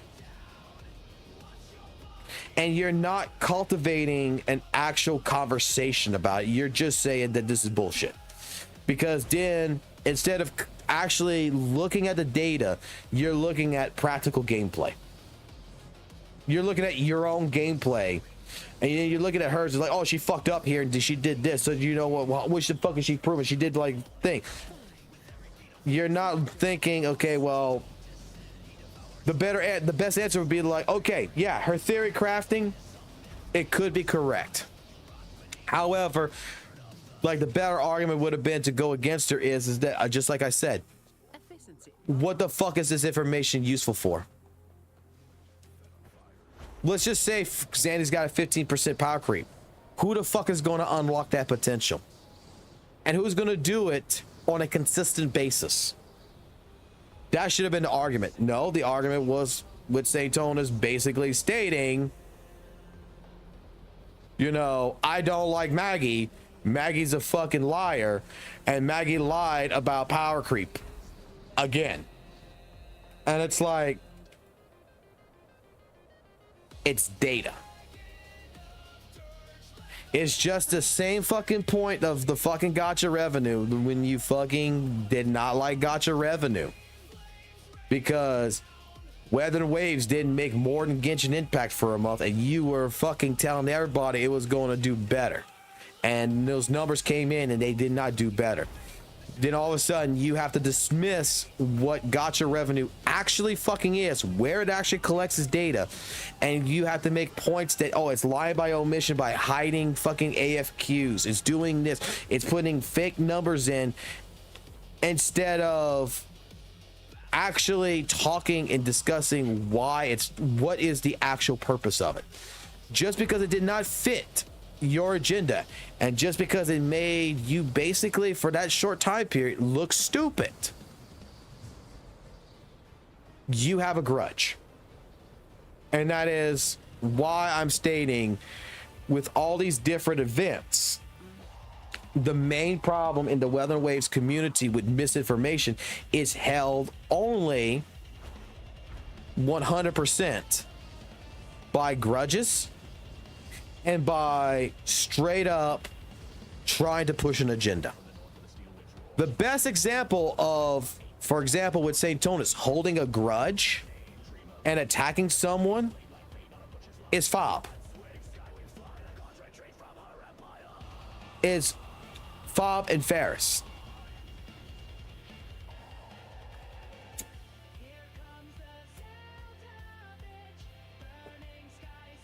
St. Tonas had talked to Fob on his live stream because of the Chang Li Jinshi shit, and said, okay, Fob, you know what? I'll give you the benefit of the doubt or whatever, blah, blah, blah. Yakety smackety. And we're going to let it be.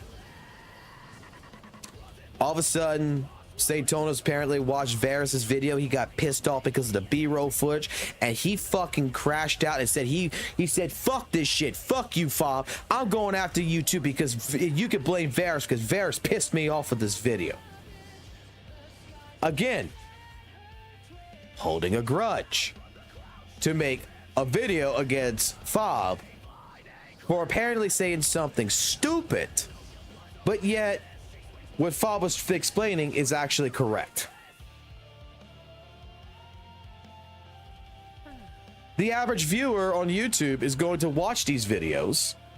They're going to look at this information, and they're going to, in general, be too fucking dumb to understand the other side of the story because, well, let's be honest, your editors know how to cut some shit out. And you knew how to cut some shit out.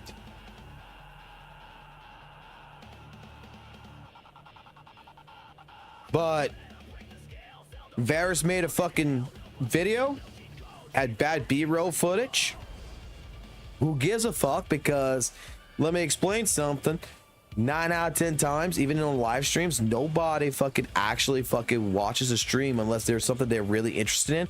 If they like the person, typically it's playing in the background while they're working or something, and it becomes a podcast, and they'll just chime in once in a while. Same thing for videos. I don't like majority of fucking gacha videos. People don't actually fucking watch them. especially related to drama shit and such. They have it in the background like a radio station as a podcast on their fucking iPods with a headset, and they're listening to it. They're not watching the fucking video, they're just listening to it. And they're like, aha, I agree, yeah, woohoo. B-roll footage doesn't fucking matter. Even Tectone explained that shit to him.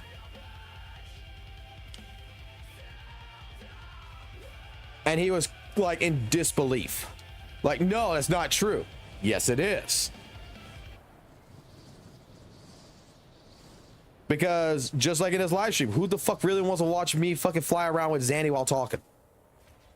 No, they're going to be doing something else. They're going to be listening to the fucking podcast, listen to it as a podcast. And then if I decide to go fight something, whatever, and they're interested in it, then they'll go just, you know, jump in, they'll watch a little bit, and they'll move on. Same thing for videos. You really think someone wants to watch B-roll footage? I mean, watch you fucking play against a fucking tactical hologram boss 1,500 fucking times in a row? In every other video? No.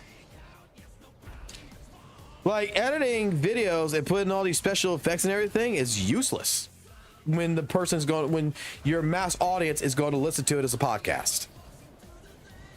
Now, that being stated, he got mad at theirs because of fucking B-roll footage. But he takes it out also on Fob, who was technically correct. Instead of calming down and understanding, like me and several other people in his own chat was understanding what Fob was getting at. Yes, Chang Li and Jinshi play the same. At a very bare bones fucking level. What is the goal of both these characters? To go ahead and build up a meter and pop a resonant skill. Because their primary damage is attached to resonant skill. Not just liberation, it's popped on resonant skill. The ways that they build that meter, yeah, it's different. Their meter bars, it's different. But the idea, the goal of what both characters need to accomplish to basically hit their maximum damage is build up their meter to 100%. And it pop their resonant skill. Chang Li with her fucking Phoenix shit, and fucking Jinshi with her fucking dragon. Is Fob wrong? No, he's not.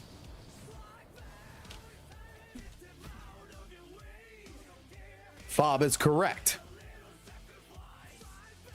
And a bare bones, very casualized description, which that's how Wuthering Waves fucking plays. He's correct.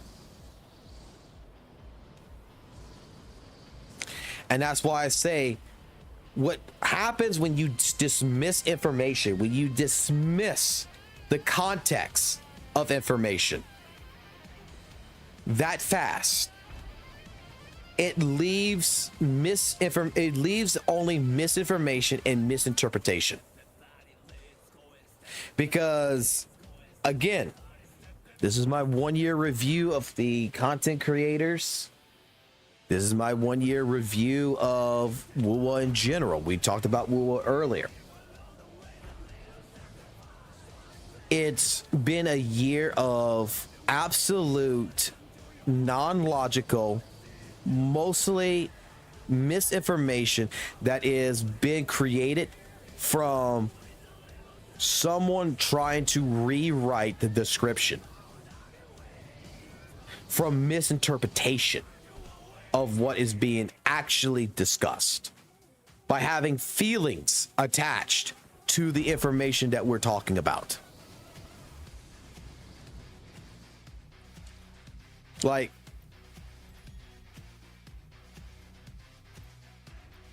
that's what it's been.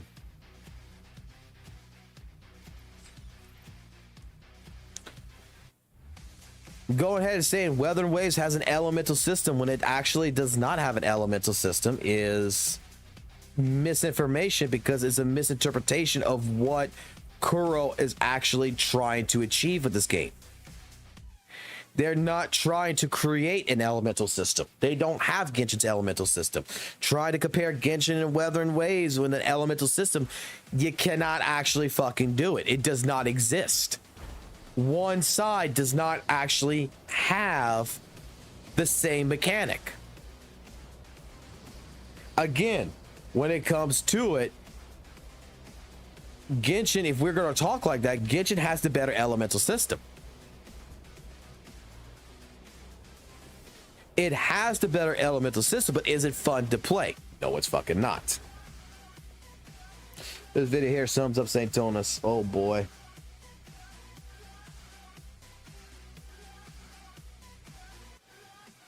Let me click and take a quick peek at it real quick.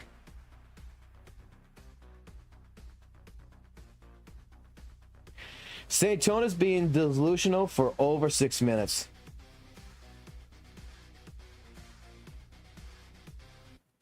Dude, this is a guy that fucking spent 8 hours on a 5-minute fucking video.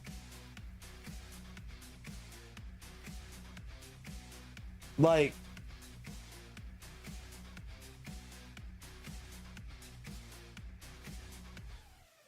legitimately,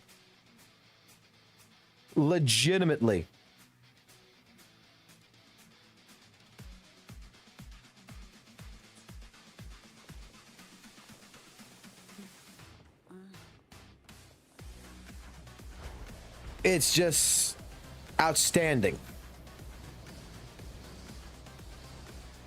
Of the delusions that end up happening because someone wants to feed information that does not exist.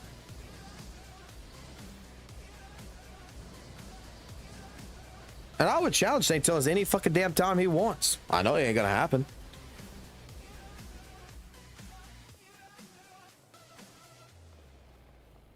But I mean, I'm kind of not weirded out, but I'm getting kind of like, you know, opinionated right now because, dude, I swear, man, like, I don't know how many fucking videos, how many fucking DMs and shit that I get about said issue, about said opinion. And it's like, you know, some people want to believe it's so fucking hard, and it's like they come to me, it's like, do you believe this? It's like, no. Like, I honestly would have thought, in general, by this point in Wuthering Waves, that the continuation of misinformation and more of the logical fucking thinking, more of the logical conclusions would have been instilled.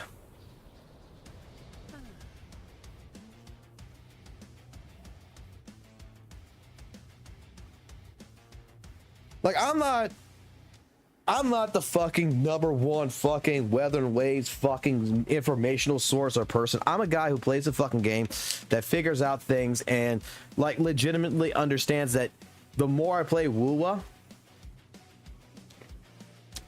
the more I realize that in the beginning, Kuro put a sheet over my eyes, flashed some shiny keys, and I thought WuWa was a better fucking game than it actually fucking was. In one concept.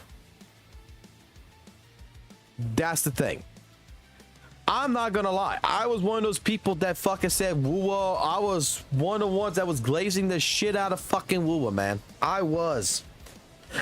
For the first couple of months, I was glazing the fuck out of this game, saying it's the best fucking gacha game in the world. It's perfect. It is amazing. It is great. And then with actual people that I talk to and with actual people that I communicate with and everything else, and experiencing other gacha games and experiencing actual games as such, I started realizing that this idea that I thought, like, basically Wuthering Waves is like Dark Souls. And it wasn't true. That I was lying to myself. There came to a time where I legitimately was lying to myself. And how's it going, Jago? And Subi, how you doing? And Coco? I lied to myself. Dude, I thought fucking WuWa had deep mechanics. I thought WuWa was actually a game that, like, back in fucking the first couple of months, oh man, I would have been one of those people that would have said WuWa had a fucking great elemental system. I would have been one of those fucking people. But I kept playing the fucking game over and over and over and over and over. I 100%ed the game. I did every bit of content. I did everything. I summoned 6 characters. I left characters at fucking summon 0. I fucking summoned 1, 2, 3. I fucking spent money in this game. I did a shit ton of different things in this game that overall made me look at it and realize that I was lying to myself.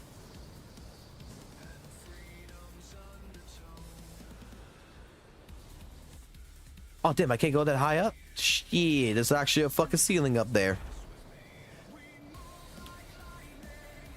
I guess that's because of the gravity shit where if you fall down or whatever, it has a death plane. Tell you what, this is a nice looking area. I'm not gonna fucking lie. This is a very fucking nice looking area.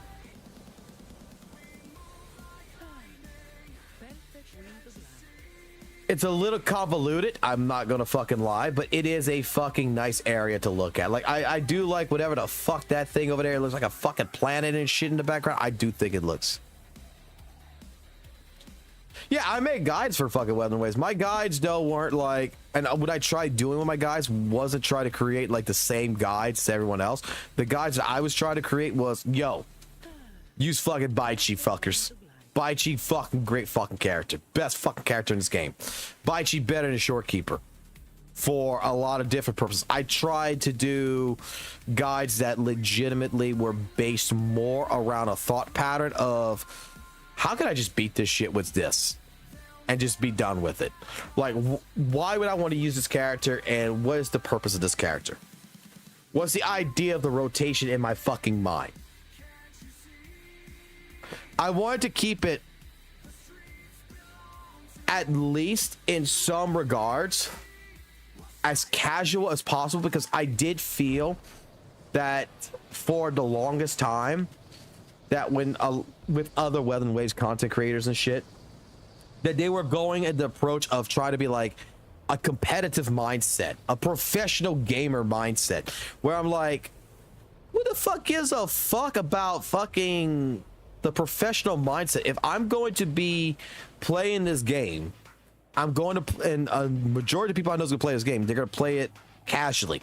So my guides were focused on the idea that if you're a casual, since we don't have a character right now for Chang Li at the time, which was JJ, and you want to basically make Chang Li really fucking pop before Lumi even, use fucking Tao Chi.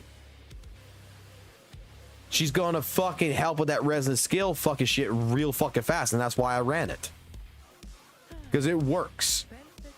Is it optimal? Is it the fucking meta? No, it's fucking not, but it fucking works, and if you got it, use it, then you can use it.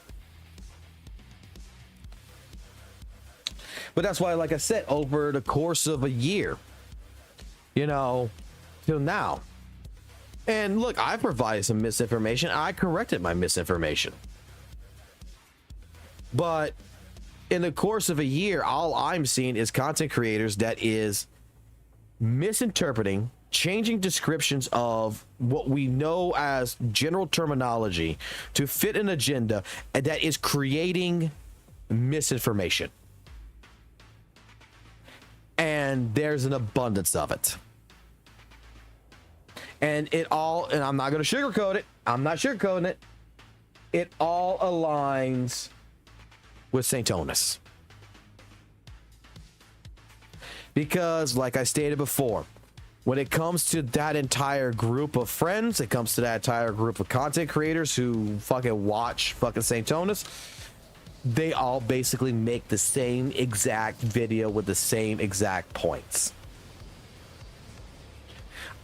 It is very rare to find any really real fucking Wuthering Waves CC that has a fan base of any sort disagree with Saintonus. It's very rare to find that. I don't have a fan base, so I can disagree all the fuck I want, right?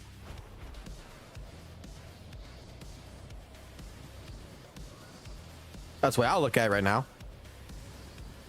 God, that thing is actually kind of fucking beautiful. I'm not gonna lie, the little planet thing right there, it's actually nice.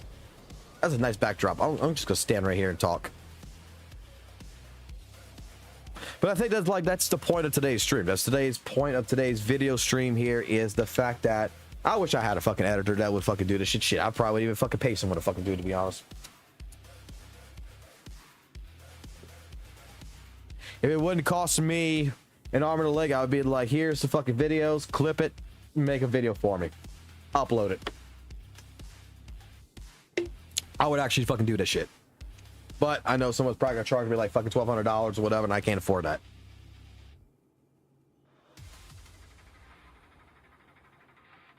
But again, today's point of today's stream, today's point of everything that we're talking about is that, again,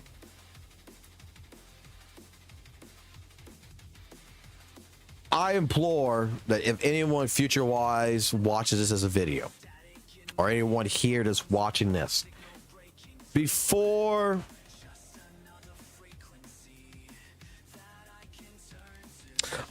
honestly, Jake, I was going to do it, but then I'll be honest with you, I was going to upload it, but I kind of think that, you know, the subject's dead.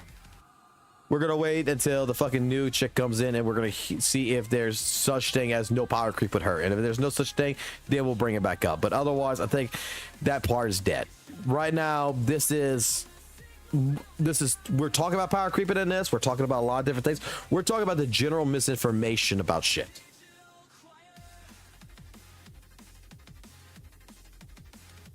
So it all kind of encapsulates in this stream.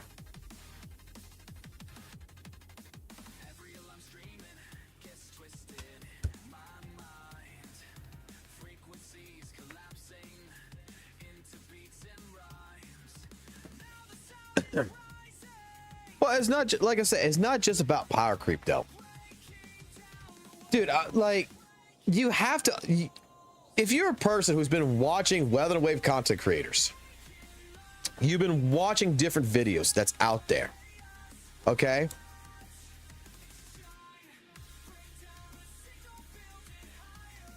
Especially in the WuWa community, Saintonus.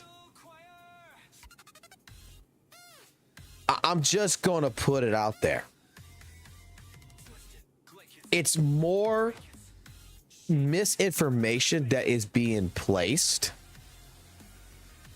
because of misinterpretation in general, and the disregard to actually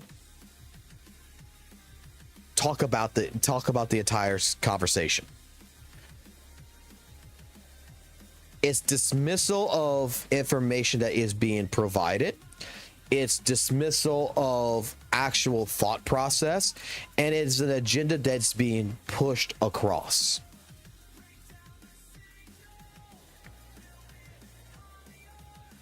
Whether it's gacha revenue, whether it's about a team build like Chang Li, Shorekeeper, and JJ, that's like dragging your balls on glass.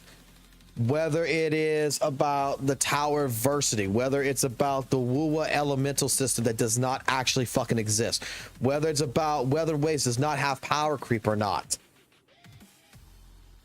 whether it's about other content creators that is not even really associate Wuthering Waves, whether it's like Fob Master with his diagnosis of what he thinks Chang Li and Jinshi play the same, which he's actually which he's kind of correct about. Whether it's about getting upset over B-roll footage, it does not fucking matter. In general, whether it's about getting pissed off at a girl because she's doing theory crafts because you know she doesn't like fucking talking to you. and try to call her a snake in the grass. There is a lot of different points that's being made that in general is misinformation because it's being misinterpreted. It's being completely, the description of it is being rewritten to fit an agenda.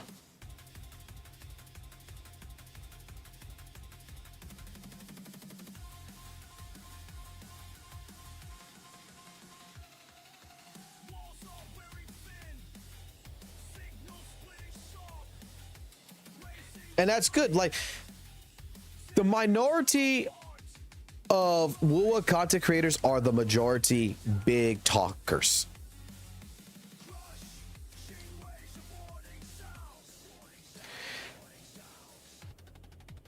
That's what it is. And in general, I'm just talking about this because, dude, like, the more you see shit, and like now with the WuWa elemental system, it comes together. It's just coming together to where it's like, dude, when is this shit gonna stop? I know it's never gonna fucking stop. I know it's never gonna actually come to an end, because people feed more into bullshit and believe lies rather than believe in truth.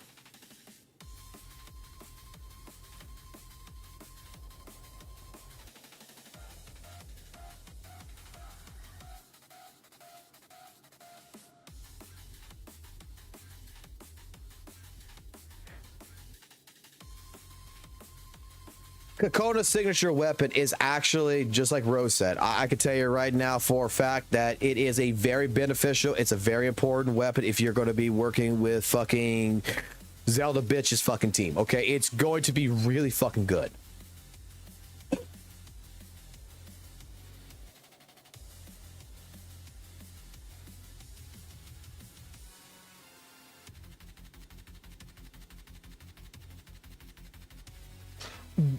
We're not gonna get but you gotta understand something also, Jago, you gotta understand something else also about the leakers and everything else, is that take the fucking builds the build right now is going on with a grain of salt, because it's probably gonna get nerfed, it's probably gonna get fixed in some other different ways.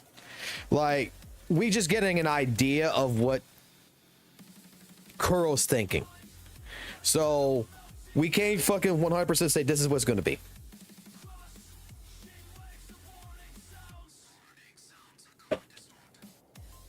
Because I've seen leakers say that, you know, when it comes down to it, that Sanwa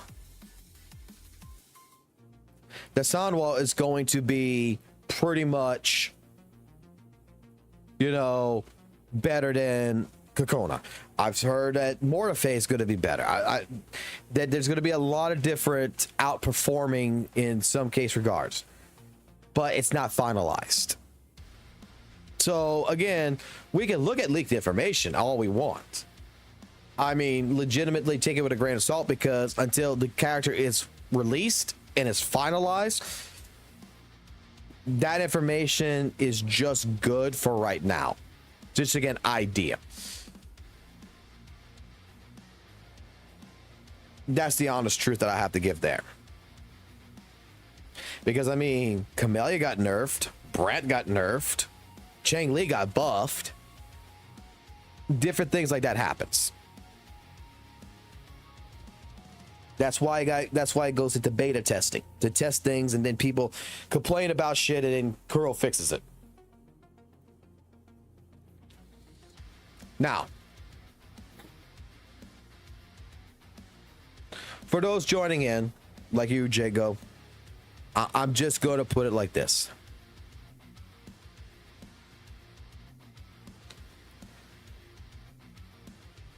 What we're talking about here is misinformation.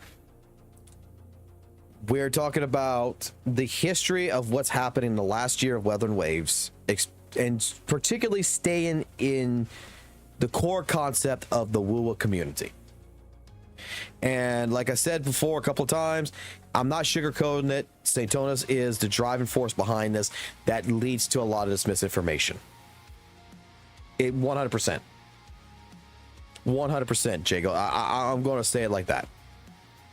Because, again, if Saintonis puts out a video that says that WuWa has a better elemental system than everything else, or someone does it, he does like a video, he's going to do a video with it that he agrees with, every single person typically in that community is going to make a video that's going to be around that in some way, shape, form.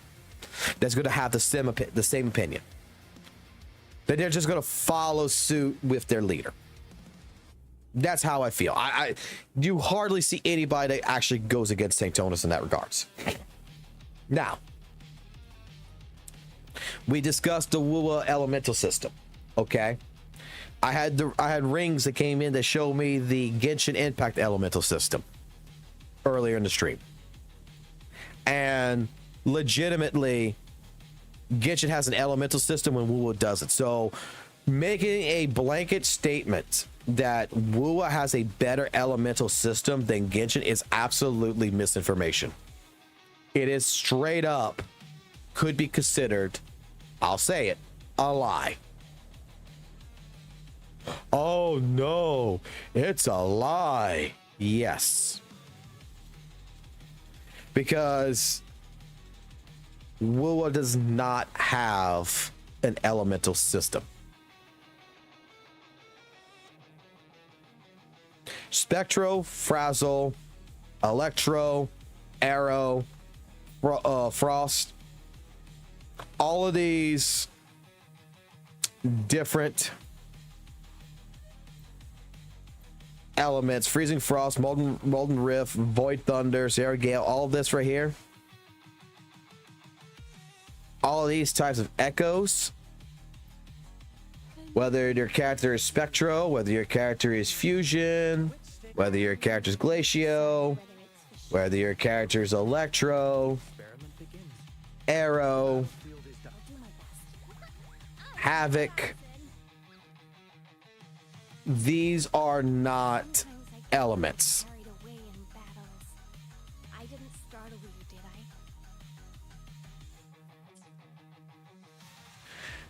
That the elemental system at this point in time, in this stage of the game, does not exist.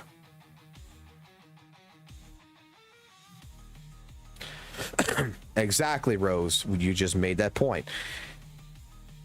In a game like Genshin, let's see, do I still have that? Do I still have it up? I don't think I have it up anymore. Yeah, I do. In a game like Genshin, I'm looking at this fucking thing right here, where character elements can actually blend together to create a new element.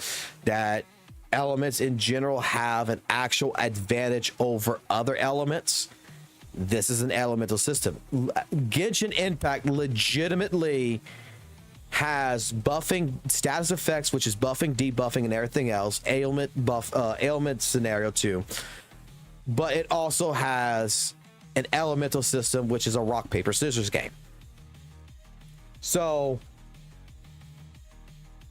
in general, this is why, like I say, it's misinformation to say Wuthering Waves has it's 100% a lie. It's 100% misinformation to say Wuthering Waves has an elemental system, because if you actually understand how the elemental system, quote unquote, works in Wuthering Waves, it just basically says if you're a fire character and you fight a fire boss, it's a 40% defensive wall.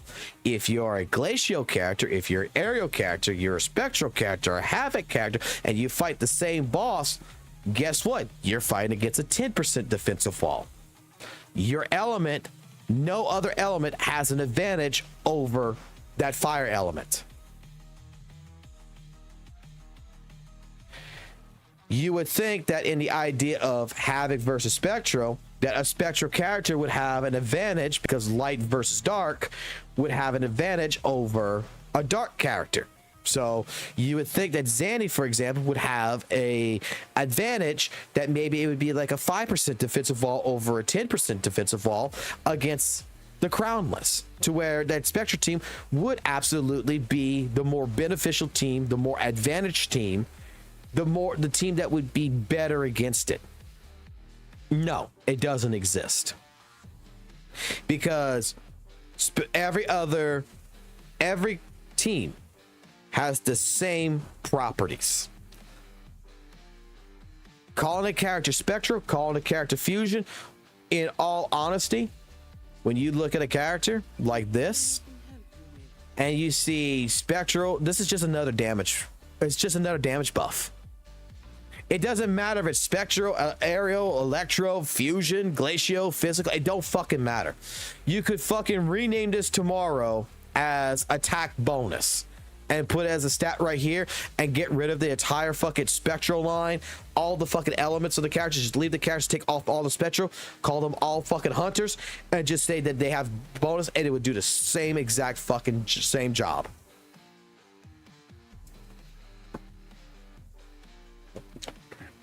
Aerial Erosion, Spectral Frazzle is not elemental elements that have even more of an advantage.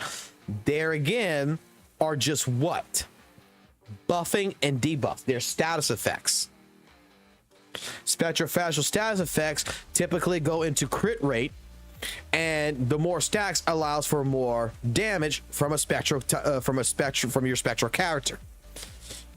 Which again, if you're fighting any other fucking elemental character in here besides Spectral, that does not give you an advantage. You're still doing the same amount of fucking damage across the board, except against your own element type. It's not Pokemon. It's not like if you have Squirtle, I have Charmander, I'm at a disadvantage. Your water attack is going to hurt me more.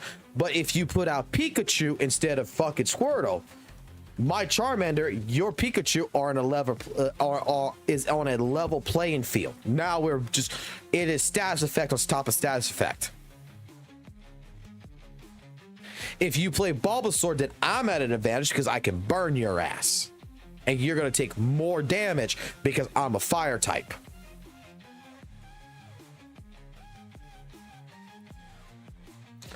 This is why I say, like, listening to someone like Satonus basically agree and say that Wuthering Waves' elemental system is better than Genshin is a crock of shit.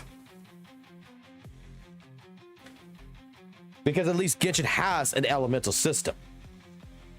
Wuthering Waves, Kuro Games never incentivized a true elemental system for a reason. They don't want you to focus on worrying about elements. It's about combat. That is what it's been since day one. Fuck elements. It's combat, and it's the combat system that is what makes WuWa.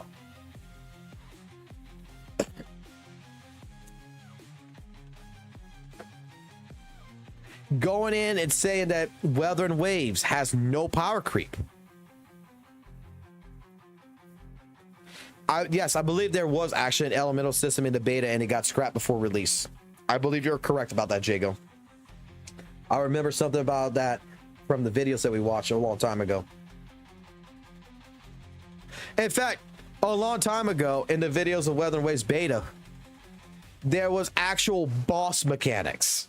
Not just basically a dummy that you could beat the fuck out of. The prime example was the original version that they were trying to do for Infernal Rider. You had to knock him off his bike in order to do damage. It actually played to where you actually have to counterattack this to do this shit. So, but they took that out because you have to understand, and this is where I'm going to kind of defend Genshin Impact. Genshin Impact has a more in-depth system than Wuthering Waves. Genshin Impact, in all fucking honesty, you need to think a lot more to play the game than you have to think in Wuthering Waves. Wuthering Waves is very, very, very much casualized.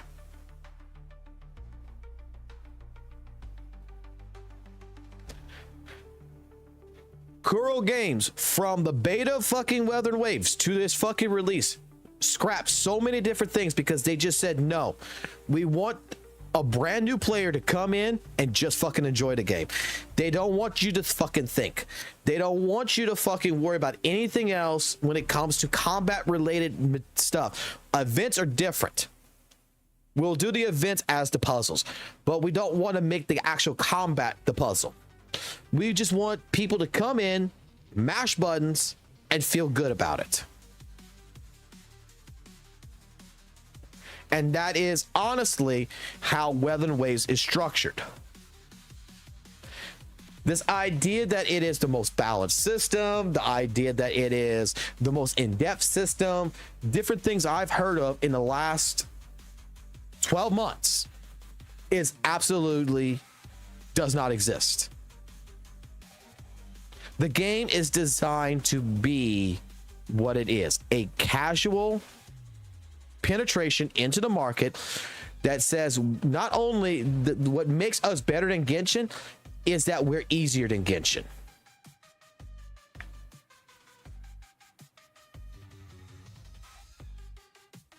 If I gave you my account, could you fix it? There's no point in me fixing it. I don't normally do shit like that anyway. So that's all for me. I don't do account reviews or anything like that. I don't like, there's no need to fix an account. Like there's no such thing as a brick account in Wuthering Waves. Like I was stating this before. You're talking to a person who legitimately just throws on fucking 5 echoes and done for the day. I don't care about substats. They actually don't really matter as much as people think it does. And since this fucking release, Wuthering Waves has even gotten more casualized with its ecosystem, because its ecosystem now tells you exactly what fucking substats and everything else you need to fix your stuff. It holds your hand now.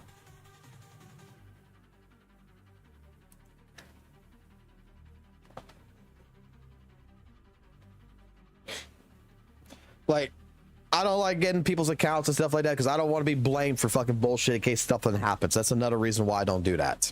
Unless it's a really good friend or something that I will trust or something that will trust me, I'll do it at that point. But I don't want to accidentally like borrow someone's account and then because different IP structure or whatever came onto it, that there's a possibility that, you know, Kuro will ban the account because, oh shit, someone reported the user ID on the stream saying that someone else had the account, like, and treat it as if I bought the account or something. When I didn't, I'm just borrowing someone's account to work on it or do whatever. Let me put it like that. As a liability, I do not want to take because I don't want to feel bad if something like that happens. That's always been my main thing about it. But like I said, getting back into the topic of what today's stream is and just finishing the discussion up some more, is that I'm just saying that there has been a lot of misinformation about what Wuthering Waves actually fucking is versus a lot of different things. It is mostly a mistreatment of information that is being transcribed in the wrong way. People are misinterpreting different things and using it and then not reverting back. They're just tunnel visioned. Last I checked, the world wasn't black and white. The world was made of color. And when the world is made of color, there is different avenues to find different answers. And we cannot just dismiss those potential outcomes, those potential information. And this is me going 100% against St. Tonus because he's the one that captivates all this. First, it was like, we were talking about power creeping. It was the first fucking thing that fucking ended up happening. Like, there's no such thing as power creeping in Wuthering Waves when there is It's just that the real answer behind it is that a normal casual player will never see it right now. It exists. Zanny is a power creep, 100%.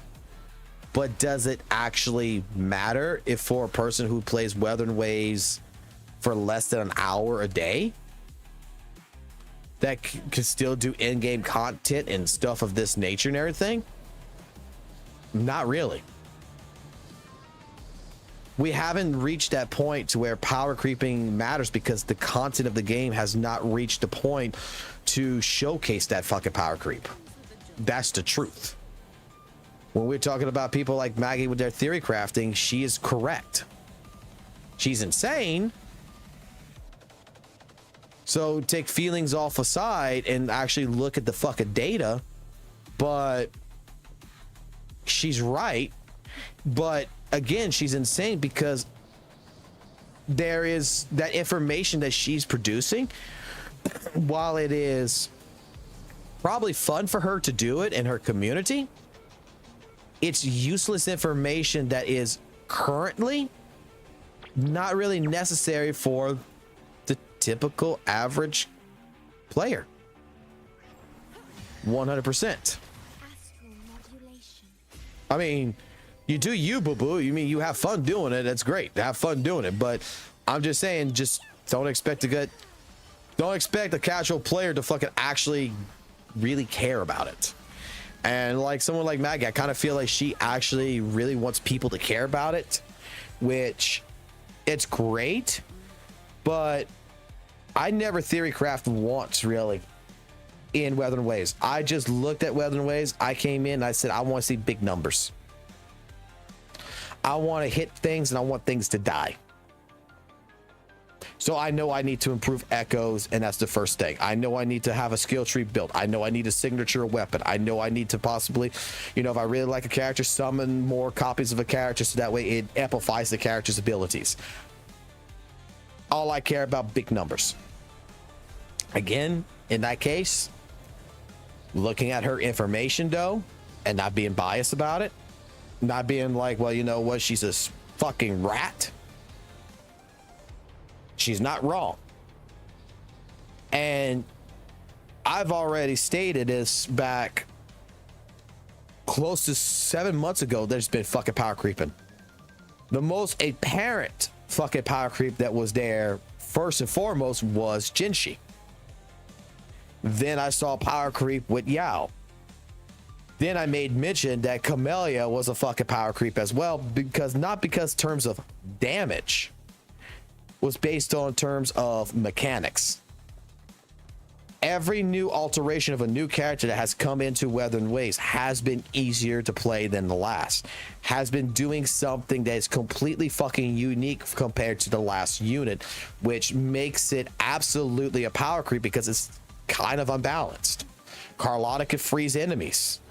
That's a huge, if you really use that in terms of your play style and know what to do, like an enemy, like let's say you're fighting the Century Infernal boss and it's shooting its fucking guns at you.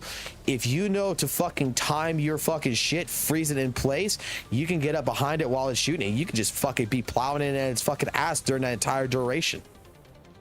GN and all of them has to go around and they have to dodge all the shit. She just has to fucking freeze it and walk around it.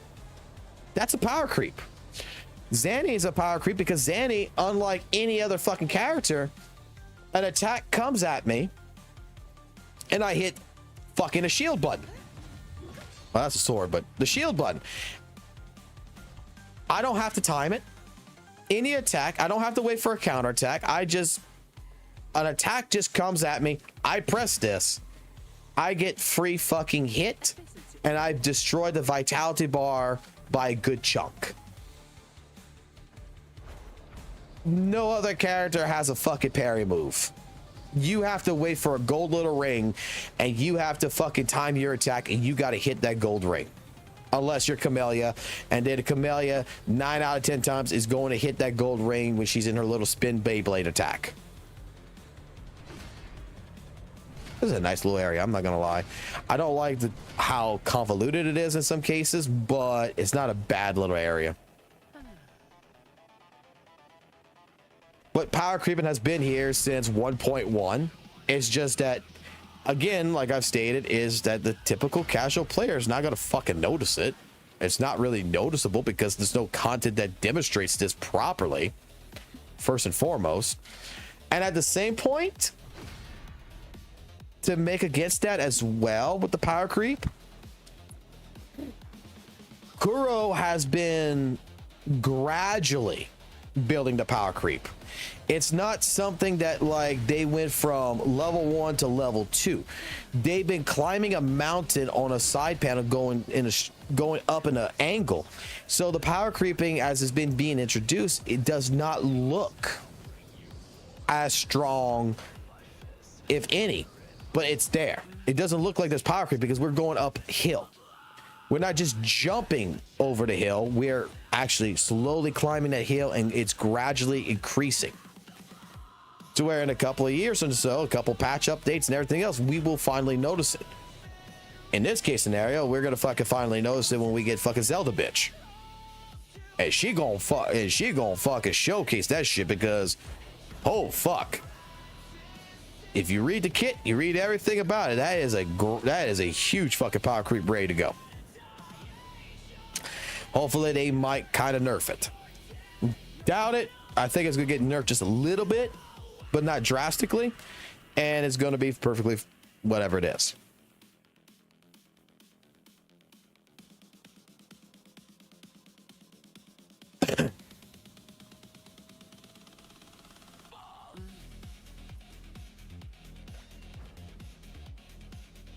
When we talk about misinformation that content creators have produced, like I said, that was one of them.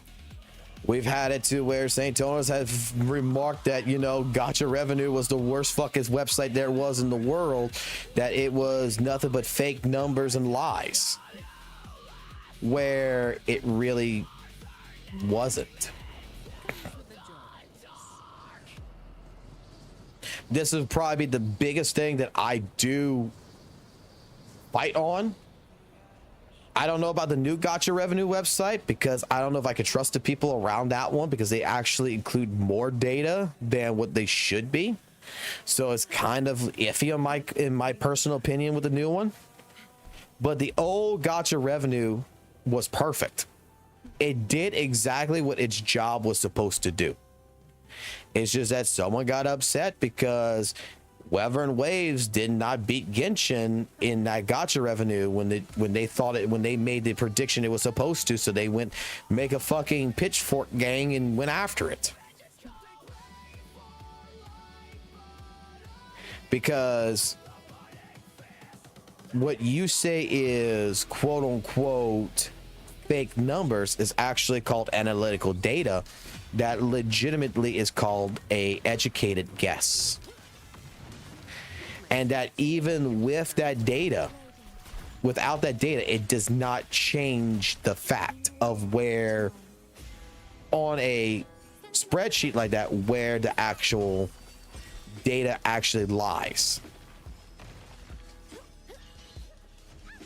I've given the example 100 times about the fucking straight up the apple and the orange.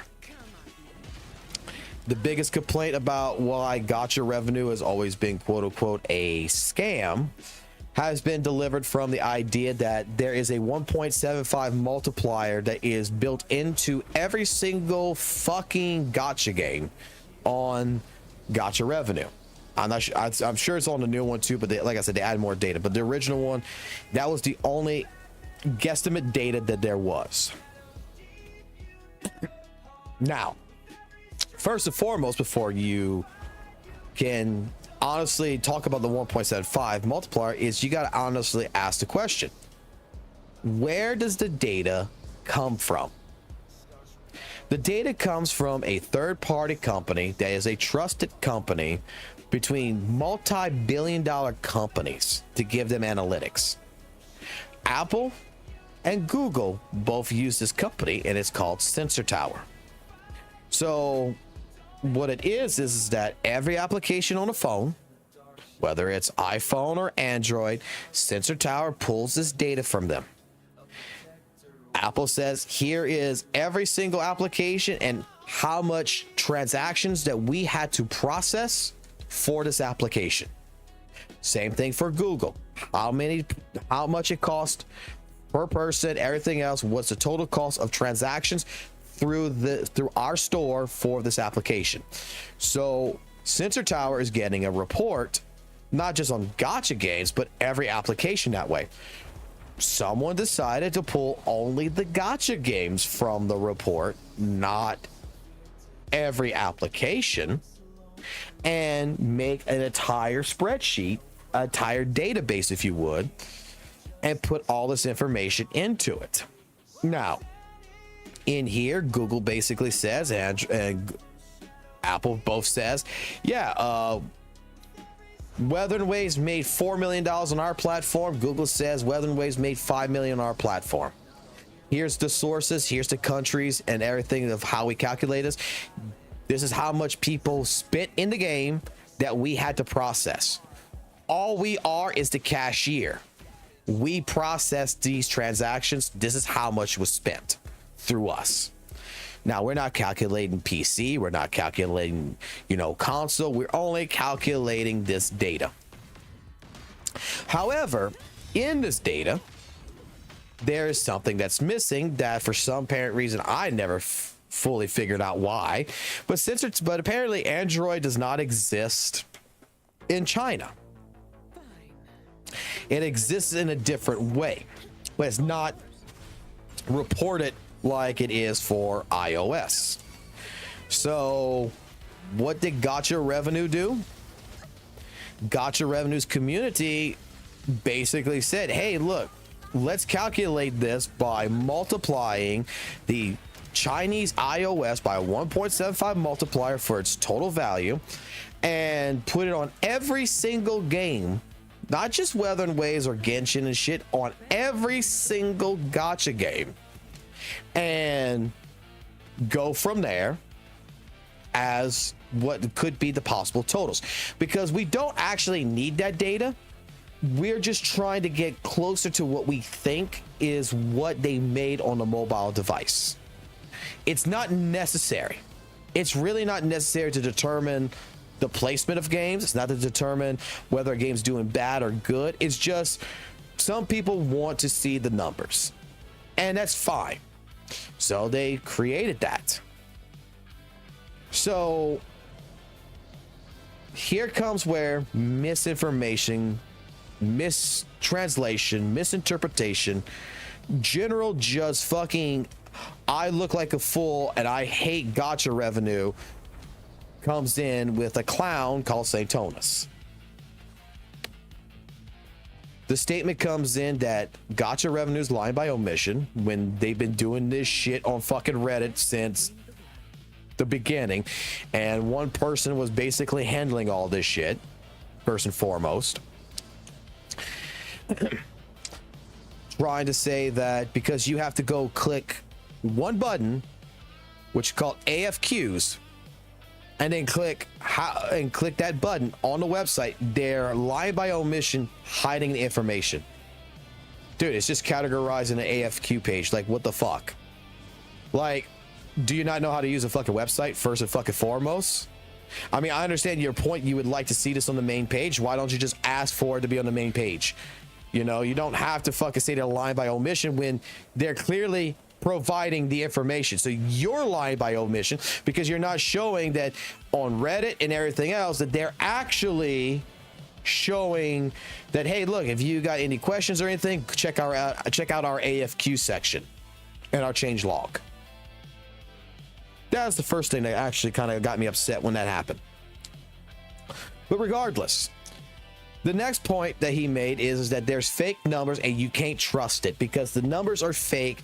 They do these weird calculations with a 1.7 multiplier to determine the Chinese data. It's all bullshit numbers. Again, it's been bullshit numbers, but it's not been bullshit numbers. We don't give a fuck about 4 million, 25 million, 18 million. We don't give a fuck about the actual numbers. The people who actually understand gacha revenue don't give a fuck about the fucking number. because what they give a fuck about is, did Wuthering Waves do good compared to last month? Did it make more money or did it make less money? Where is it historically 6 months down the road? What is the actual idea to predict where its placement's going to be at? Did it beat Genshin Impact? Did it not beat Genshin Impact? And on an ideal graph, where would it be placed at? Now, a bunch of people, not just St. Tonis, has come to me on this one before and said, well, it's fake numbers. You still can't trust it. And then this is the example I give. Here's an apple. We will represent an apple. Okay. You know what? I'll just draw it. I got a paint application. We can draw it. It's very fucking simple. Let's extend this out. Dwing. Dwing. Dwing. Make it a bigger filter. This is why, like I said, like St. Tonis, it's an agenda. And because I honestly 100% fucking believe, I'll make my fucking thing bigger, because I honestly do 100% believe that he is actually smarter than this. So I have this red apple. This is going to be WuWa. Okay. This apple costs you $2. Okay. Over here, I have an orange. It's a shitty looking orange, and that's a shitty looking apple, but you get the point. This is Genshin Impact. Genshin Impact is worth $4. This is the report that we're getting. Now, someone decided that they don't think it's actually worth like that per se, right?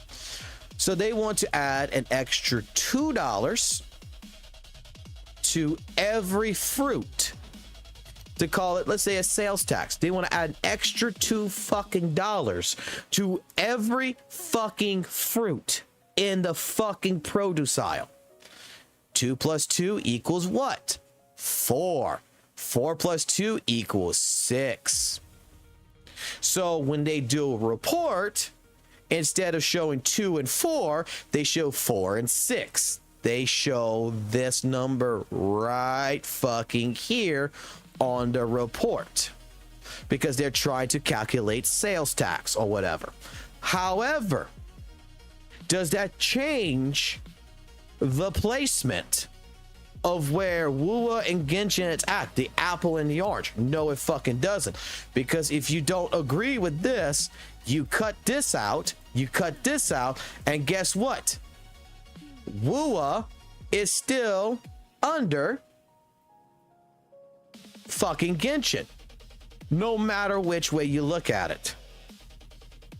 On the fucking leaderboard, even if we don't process with the fucking guesstimate and we call it a fake number, Wuthering Waves still made less in transactions than Genshin Impact.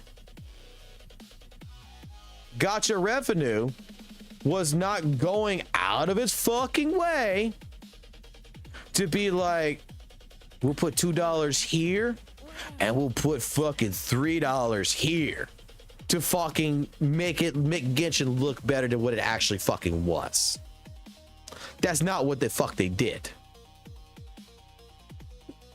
All they did is they put everybody with a multiplier of 1.75. In this case, like my example, we're putting 2 across the fucking board to every single thing, even Honkai Star Rail, which could be a fucking banana. And everybody is just still at the same placement where they're at. So that way, why does this fucking matter to someone like myself? Why does it fucking matter about gacha revenue? Because gacha revenue would showcase, hey, this month Wuthering Waves is right here per se. I went line. Let me redo this. It would show from right here. it would show Wuthering Waves made this peak, right? The next month, it would show that it made it to about right here. It would show the following month that it made it to about right here. It would show like, oh man, it went right down here, but then it went right here. And then what we could do is that we would see a fucking graph of like something like Genshin doing something like this, right? This is what we would see. This is what people would get pissed off about, right? We would see a graph that would show something to the effect of like this. And this would piss people off. Red being Genshin, green being WuWa.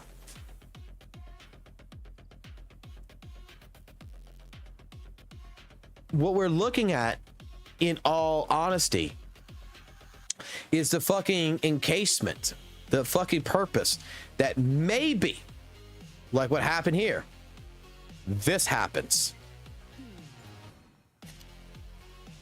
I went too far. This happens. We're looking at, okay, this month right here, I don't know, fucking JJ came out. Wasn't a good update. Was kind of poopy. Right here, Shorekeeper came out. Fucking great update, means it made more money. Means that fucking update, this 1.2 update, was kind of shitty. Nobody wanted JJ. Nobody liked the character. We're also going to go ahead and say that, like, okay, right here, the reason why, like, let's just say, I don't know, I'll just put like Camellia here, for example. Even though Camellia did make more, I'm just using it as an example. Reason why Camellia is right here is because right here was a ZZZ character that came out, so more people were interested in ZZZ and rather spend their money in ZZZ than Camellia on Wuthering Waves.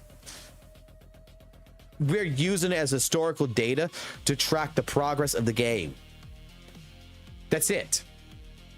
We're not looking at it. Some people are, but we're not really. The real people who's looking at it is not looking at the fucking data to be like, always be like, hey, I'm better than Wuthering Waves. A person who's looking at it like myself, we're just looking at the Wuthering Waves data and we're just trying to compare it and be like, okay, reason why JJ didn't really work out and the reason why, you know, ZZZ was higher up in the revenue was because ZZZ just launched. So because ZZZ just launched, hype around it, it's going to beat Wuthering Waves regardless because of this reason. Reason why Shorekeeper did better here is because more people were interested in Shorekeeper anyway than they were of JJ. That is basically the idea of what gacha revenue was. Was that fucking properly explained by someone like Saintonis? Fuck no.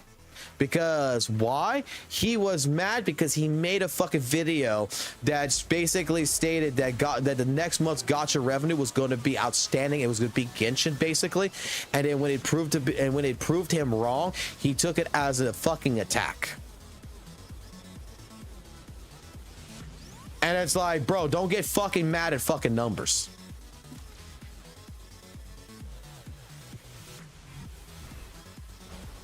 Again, same fucking bullshit like with Maggie. Don't get mad. Get mad at the fucking bitch for what she fucking did, but don't get mad at the fucking numbers when the numbers are can be proven.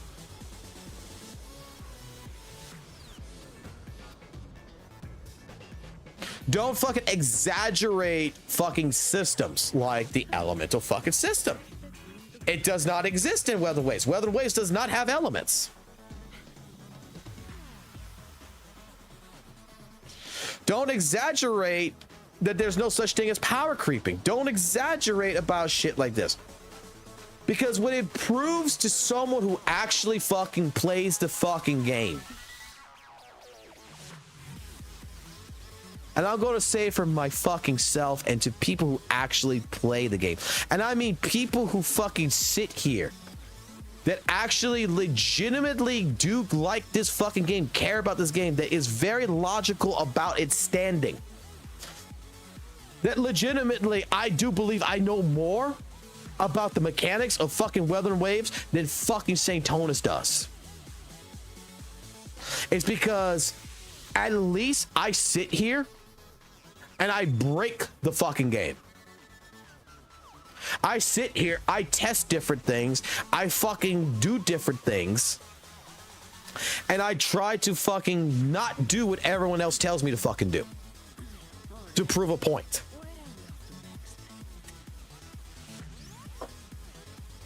I sit here, I fucking research shit. I fucking see shit with my own fucking naked black and fucking brown eyes at the fucking screen. And I say, wait a minute. There's no advantage on any fucking element. What the fuck? So there is no elemental system. There's only status effects. There's only buffing and debuffing. Why is everybody saying that there's an elemental system in Wuthering Waves? It does not exist. You're just playing a fucking Pokemon. You're not even playing Pokemon. You're just playing what is your favorite color in the rainbow? Yellow, purple, red, blue, green? That's really all you're fucking playing. Because Kuro casualized the game so much and took this shit out. They took the elemental system out. They took the boss mechanics out from the fucking beta. There's beta footage you can go watch that shows this shit. They took it out to focus deeply only on the combat.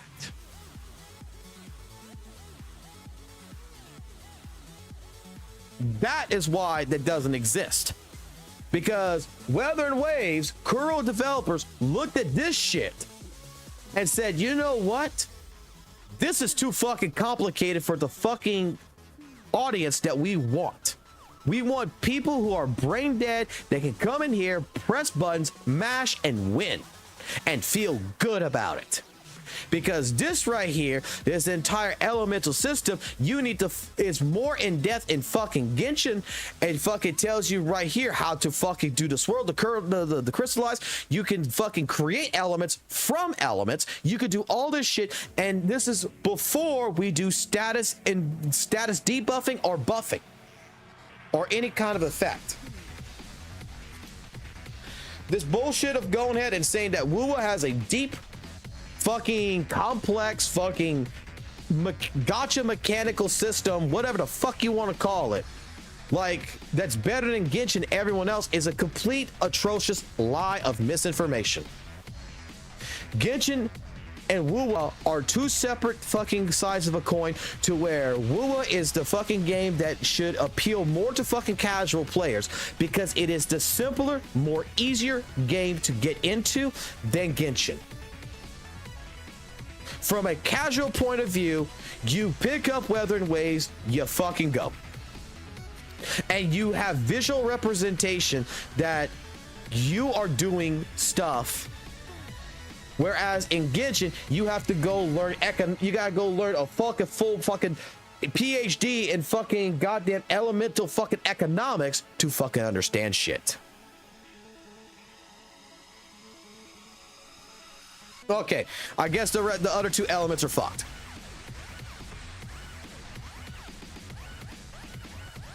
But still, in fucking Genshin, it plays like Pokemon. If I have a water type going against a fire type, I got an advantage. I do more damage. If I got a fucking grass type against a fire type and I'm the grass type and the enemy's fire type, I'm at a disadvantage. If I'm an electric type going against a fire type, guess what? We're at neutral ground. In Wuthering Waves, that doesn't exist. You know what exists? If I'm Spectro and I'm fighting the fallacy of the fallen, who is Spectro, I got a 40% wall that I have to climb over. Its defenses increase to 40%. Whereas every other element, its defenses is at 10%. There's no advantage. Spectral Frazzle, Aerial Erosion, these are not any kind of elemental systems. They're buffs. They're status effects. They're stacks that allows for more damage. The spectral damage, the aerial damage, and the fusion damage don't fucking matter in this game.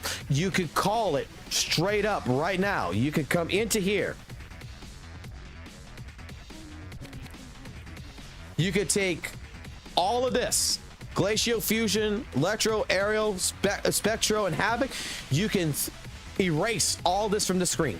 You can take all of this and you can put it into one fucking thing called bonus, attack bonus, and put it right under fucking attack. And it will do the same fucking job.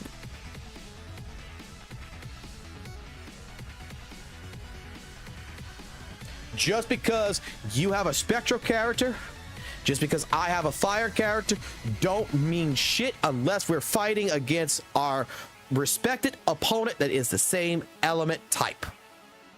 Otherwise, we can go fight everything fucking else and fucking be fucking happy go lucky. Again, that just proves that elements does not exist.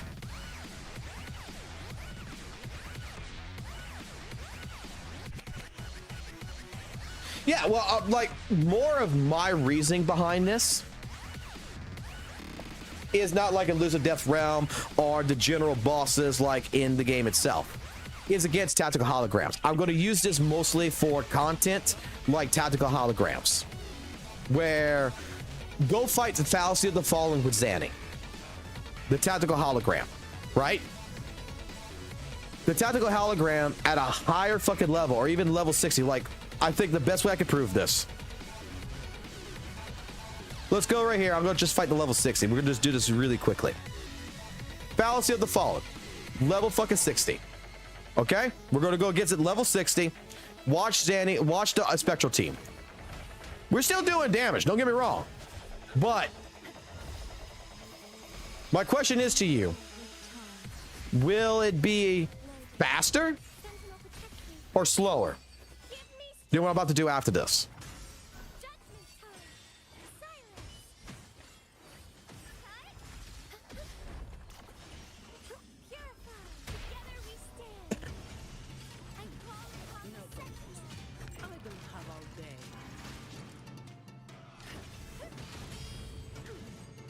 This is me fighting level 60. It died, right? It fucking died. It's dead. 27 seconds. Now, let me get out of this. Take the hit in the ass real quick. Leave. Let me change the team. Let's go with this team. Let me do just exactly like I did with Zanny. Let me go with fucking Shorekeeper first. We pop Shorekeeper. We pop this. I pop this. I pop this. I pop this. I come in.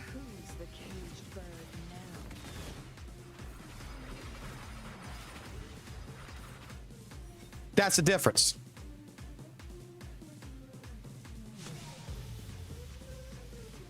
One was 27 seconds, one's 5 seconds. You still don't believe it? Watch. Let's put G in. Let's put Mort. We're just gonna leave Shorekeeper. This time I'm even gonna fuck it up even more. We're gonna leave it with Sting. That ain't gonna do shit damage. You see, it didn't even do shit damage right there.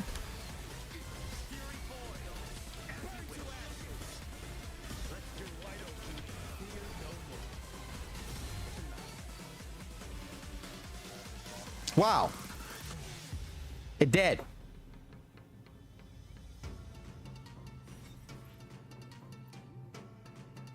A fusion team and an aerial team against Spectro fucking did more damage than the Spectro team.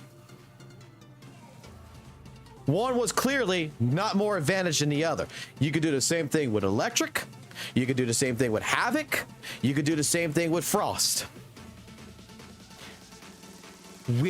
Every other element is going to have a 10% defensive wall. The enemy's only at 10% defense. Spectro is at fucking 40. There is no other element against Spectro that's going to be more advantage than any of the other elements.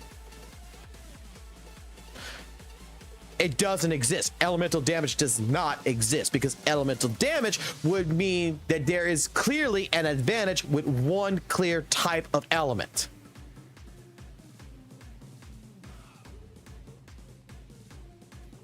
You would think of it like aerial would beat fire because wind beats fire. Fire beats ice, so it beats Glacio.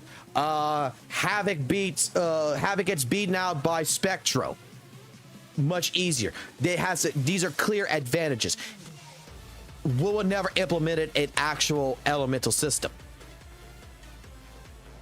The only thing they did with the elemental system is say, okay, we're just going to give you a debuff if you're just playing the same type against same type. That's it. There's no difference. And then everything else that people are calling elemental damage is only status effects. Like in your typical Final Fantasy, your typical Pokemon, crit rate's going to be buffed.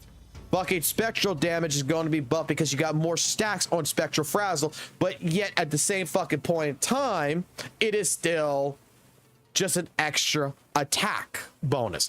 It ain't no more advantage than it would be without it.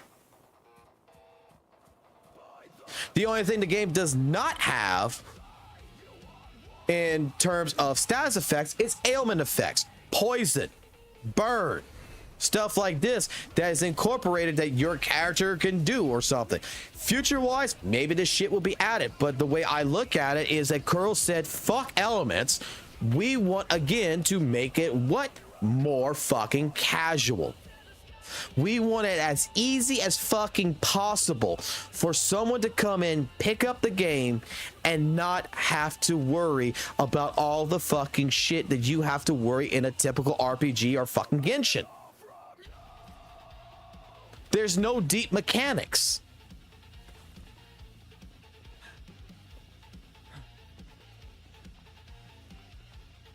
The reason why people like WuWa in that regards, and they think that there's elemental damage, the real answer that they have, and the real reason why they like WuWa elemental system, quote unquote, better than Genshin's, is because it does not exist. They like it because Wuthering Waves is completely a combat-based system. And even then, the combat-based system is made for the idea of, like, in terms of using examples, fighting games. Guilty Gear Xrd versus Guilty Gear Strive. More people like Guilty Gear Strive because it does not have executions. It's not combo heavy. I don't have to think. I can mash buttons and do big number damage. It is where a casual feels like they're powerful, like they're strong. That's what it means. That's the honest truth. Where in Guilty Gear Xrd, you were forced to actually understand your character. You were forced to understand how to do your executions flawlessly if you want to fucking be able to even compete against some of the competitors that was out there in a PvP match. Guilty Gear Strive took execution out of the phase and casualized it. WuWa did the same thing with Genshin. In Genshin, you have to think about the elements. You have to think about how you're going to structure your team. You got to think about what is your next step in line. That's what I take from Genshin Impact. In WuWa, I don't have to think. I can put together any fucking team I really fucking want, go into Tower Adversity, and I can just fucking win. It is so brain dead, less execution friendly. I mean, so friendly that, in all honesty, Genshin, you need a PhD and you need to really think about your next move before you jump into it. In general aspect, if you really want to look at the core mechanics of things, where Wuthering Waves just took that shit out. It took it out and threw it out. The beta of Wuthering Waves had it. The beta of Wuthering Waves had boss mechanics to where you actually had to figure out a little puzzle with the bosses in order to actually hurt them.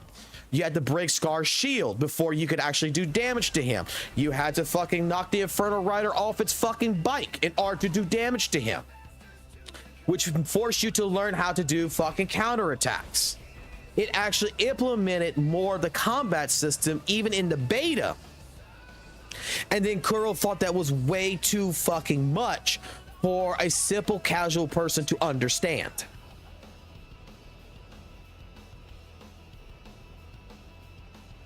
That's the point.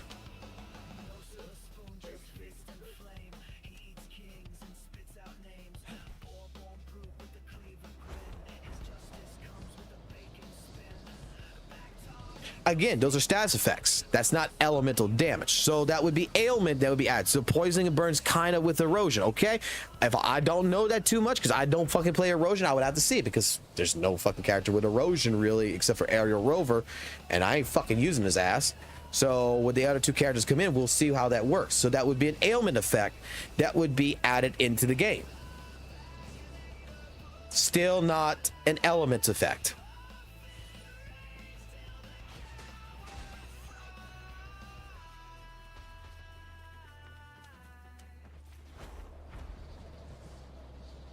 I agree. They should fucking have a series of bosses, each with different mechanics. That's something I kind of bitched about that when I saw the beta, and it ruined my experience with Wuthering Waves. That I was like, why is this not in here? I agree with that 100%, and I wish it would be added in tomorrow. Because even like the Morning Ikes, right? The fucking bird bitch that we fight, the spectral one. That bitch right there, there's a fucking piece that's on her chest, right? The fucking the tacit shit that's on her chest. In the beta, it even had a tutorial, and it showed you in the beta fucking footage, hit the piece on its chest to do double damage. So your entire thing was not to hit the motherfucker in the back. It was telling you that this is a weak point, hit the weak point. It was a mechanic. Otherwise, if you hit any other part of the fucking enemy, of the boss, you did less damage. So they actually had mechanics that went to it. They took that out because people who's playing a mobile game, they don't want to worry about fucking mechanics. They don't want to worry about elements. They don't want to worry about this shit. They just want to play the fucking game. And is that bad? No, it's absolutely not fucking bad.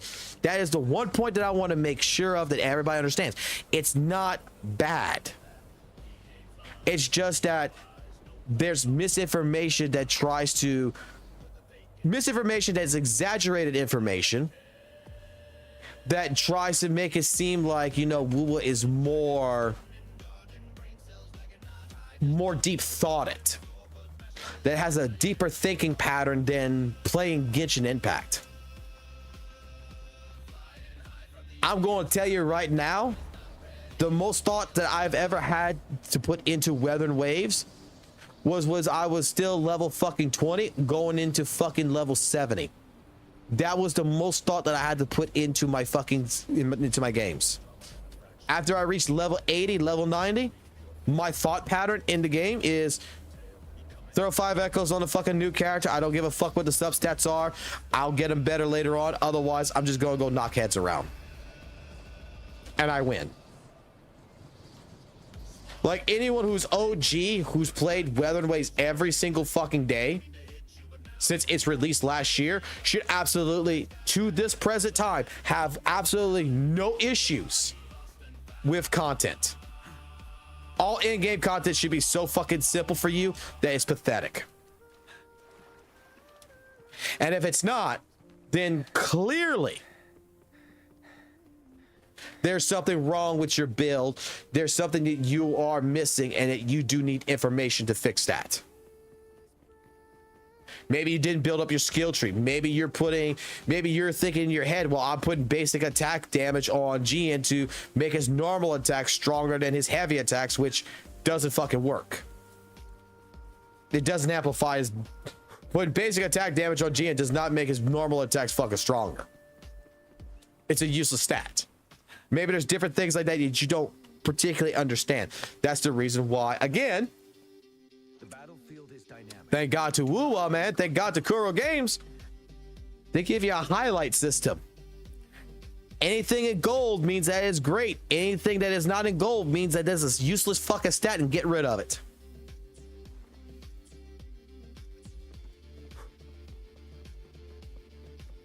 Like, Kuro got so far into the casualization that they even made it to where common sense to understand what type of echoes you need on a character, they fucking hand highlighted it for you. So there is no excuse for a new player not to understand how to build their character.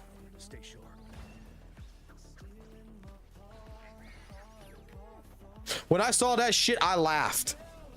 I'm like, there is some dumb motherfucker out there that could not fucking go ahead and take the time to come here and read this to understand that dealing aerial damage is considered as heavy attack damage.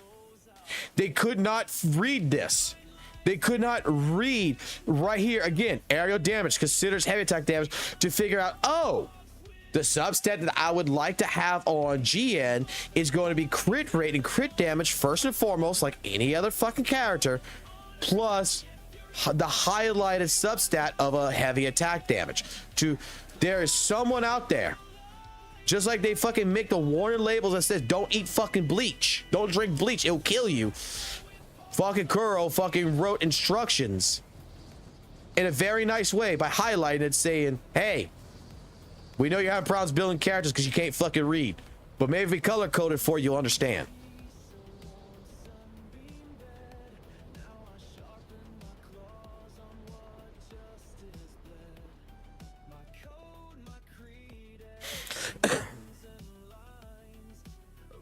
And that's the general fucking thing. You see, I don't really consider myself a content creator. I consider myself just a guy who plays fucking Wuthering Waves, that talks to other people who plays Wuthering Waves, and I don't give a fuck if there's leaks. I don't give a fuck if there's fucking whatever happens in my chat. We're all in a fucking safe place. I don't give a fuck if you come in here and tell me to go fuck myself. It's all cool. We're all good. It's all great. But I'm not a fucking goddamn snake in the fucking grass that's going to go ahead and exaggerate about shit. I'm not going to be a snake in the grass that's going to lie to you by fucking not informing you about the other fucking side of the fucking information. I'm not going to lie by omission. I'm not objectively going to put an opinion out there and not correct it when I'm proven wrong. I'm not going to backtrack on it. I'm going to be like, ah, fuck, you're right, I'm wrong.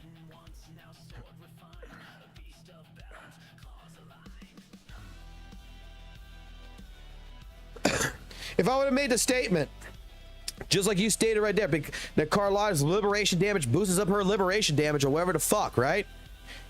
And you would have counteracted that with me and you would have proved me wrong, I wouldn't have backtracked and fucking like a lot of the other fucking content creators out there in Wuthering Waves. I wouldn't backtrack and pretend and be like, well, that's not what the fuck I meant, blah, blah, blah, blah, blah, blah, blah, blah, and everything, and make you try to change the subject to, you know, incorporate that I'm right and you're wrong and make you look like an idiot. I just take the L and say, oh, fuck, I'm wrong. I mean, you and me, Rose, had those conversations like that before with Camellia, with fucking Shorekeeper and shit like that. We've already had those conversations where you've proven me wrong. And it's like, my bad. You're right. I'm wrong. You know more than I do. And I'm going to take that knowledge and I'm going to pass it on. It's a network. When a streamer is streaming and people are actually chatting in the chat, it's a network of information that people are sharing. And if there is something wrong, we correct it to better make sure that we understand. Maybe there's something that is being misinterpreted. Instead of getting defensive, instead of fucking exaggerating, instead of fucking blowing it out of proportion, instead of fucking dismissing it, we should be looking at it from different angles outside of the fucking box, just to give us an idea of where the mistake is at.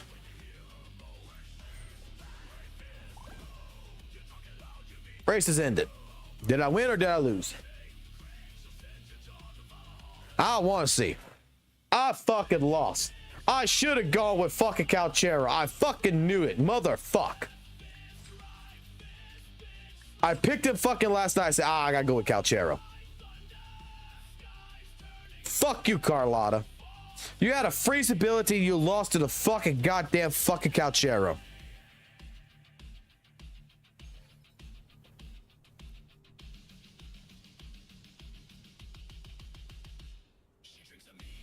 I mean, what the fuck? She could have froze him.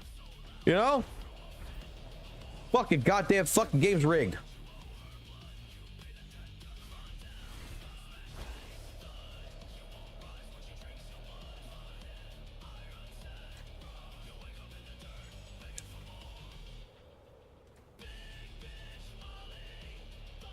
But you bring me. But you see, this is.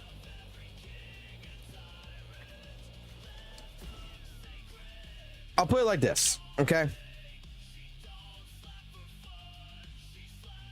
In the last year,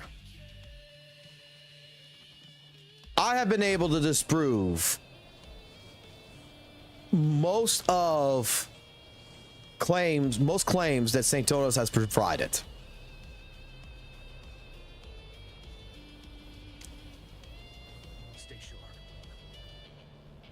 Dude, one of the biggest claims that fucking St. Tonos has fucking did, like I said, with the fob shit, like legitimately, I should not be able to counter that one. I really should not be able to, because I know what Fob said and I know what he meant. And I know he corrected himself in St. Tonos' chat, and it made perfect sense after he explained it.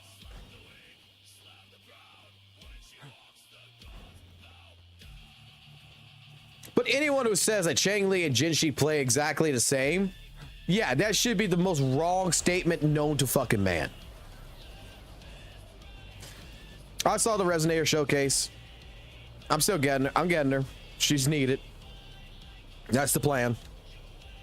I mean, I don't really care for the character, but I didn't really care for JJ, and I still got JJ. And look how fucking useful JJ was. I'll go for her. But let me put this to you, Rose. You've been in the chat now. Let me put this to you.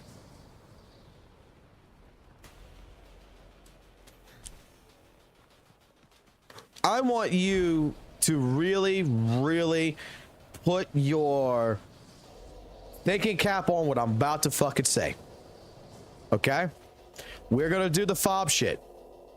Would you not agree that Fob statement about Chang-Li and Jinshi playing the same game is truthful or not?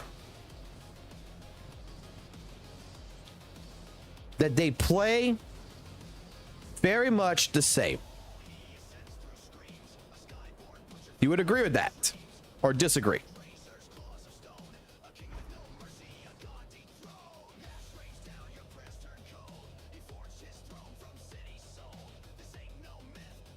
Nah. Okay. Now let me reword this in a different sense. Would you not say? Exactly. But would you not say that the core concept of what Jinshi and Chang-Li are trying to do is the same? And what I mean by that is, by the core concept, they both have a meter bar. They both do resonant skill.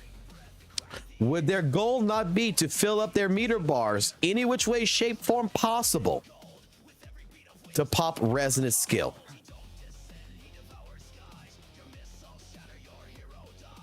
That was the point that Fob was trying to make.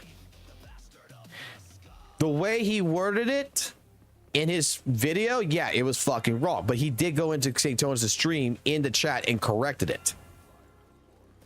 And then St. Tonos was making some fucking bullshit thing like, oh yeah, you can say they play the same because you gotta hit the buttons on the fucking controller, blah, blah, blah.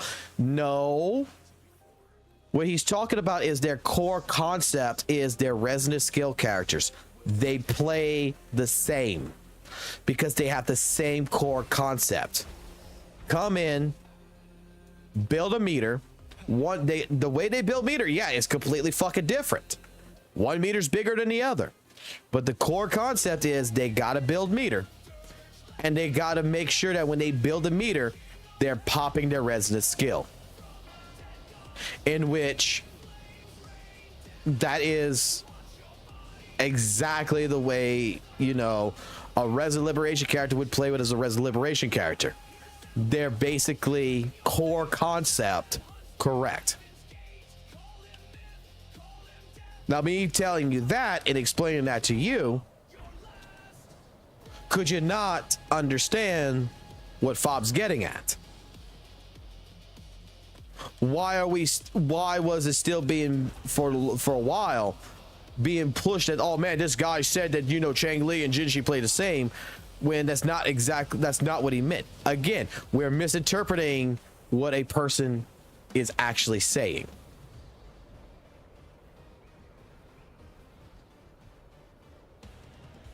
I mean, look, I took fucking 5 minutes of my time to be like, what the fuck is this guy saying? Read what he had to type and save tones in his chat and be like, oh, and then go like, yeah, you're right. The way you originally worded it was kind of shitty, but you're right. I get your point.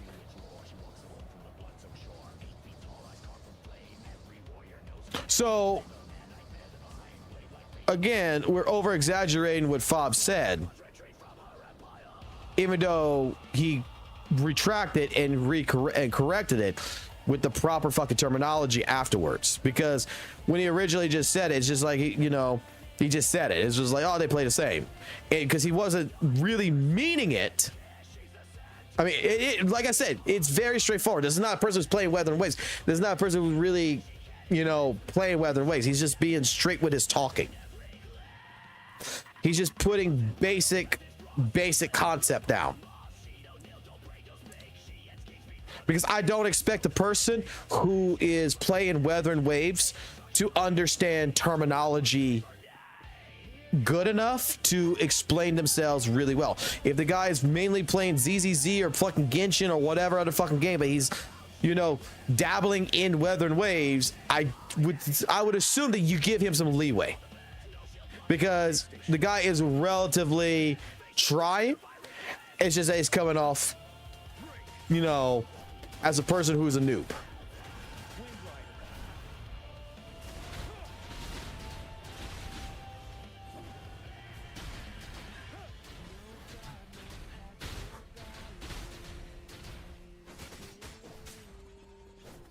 Leave it to me.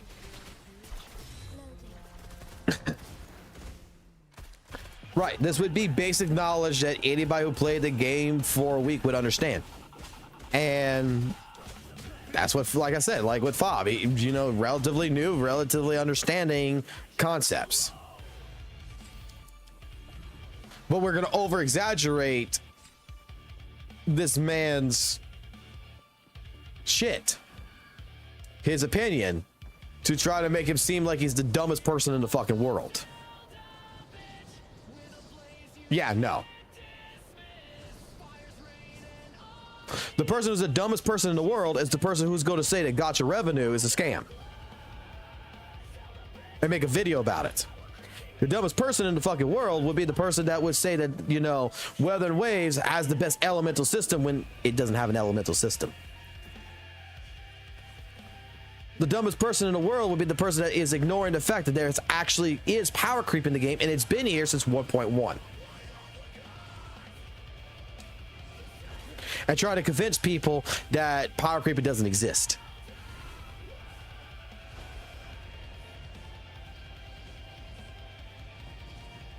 And over exaggerating every single one of these arguments.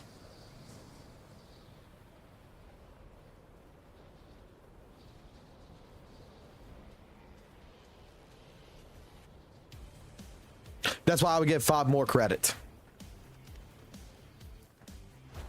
So, that's the stream. I think we covered every single fucking point about misinformation over the fucking last year. I'm pretty sure that it's been fucking discredited fucking goddamn to a fucking tier.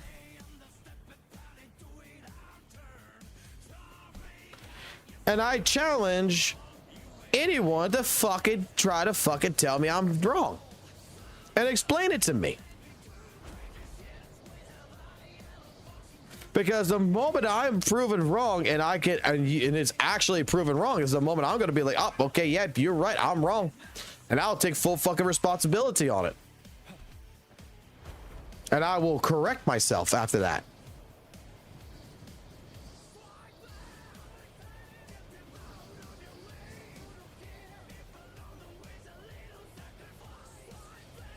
Because these are debates that I find are fucking interesting. These are conversation topics that I find is very interesting when the mass majority agrees with these types of opinions, and I don't understand why they agree with it. Because logically, it makes no fucking sense.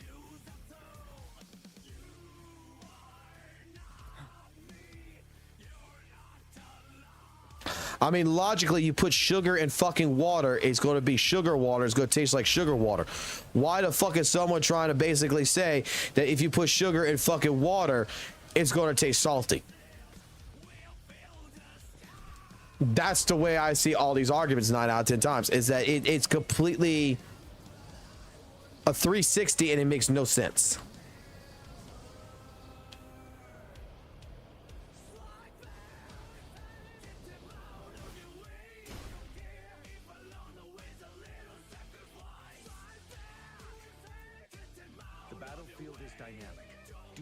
Fuck. Oh, you have no echoes, that's why. I was like, why the fuck is Mord's got a fucking spot? I forgot I took your echo away from you. Did I not go check this shit or whatever? Oh, I need to go check results, don't I?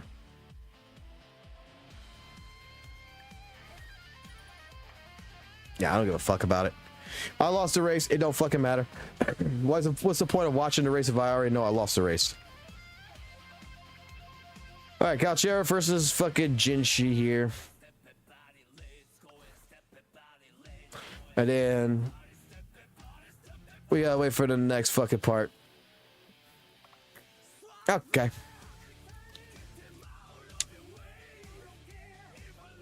Well, I think I'm gonna call it here, and I want to go fucking watch something. I've been waiting to watch something, and I forgot to do it yesterday because I fell asleep yesterday. Why is it still fucking... Oh, it's because of this shit. Yay, I get to claim this. That's 100. I can only buy one modifier. But don't worry, the dream shit's coming. And when the dream shit comes, I can go ahead and I can buy out the dream shit. So I'll just buy this out. Yay, I'm back down to 0.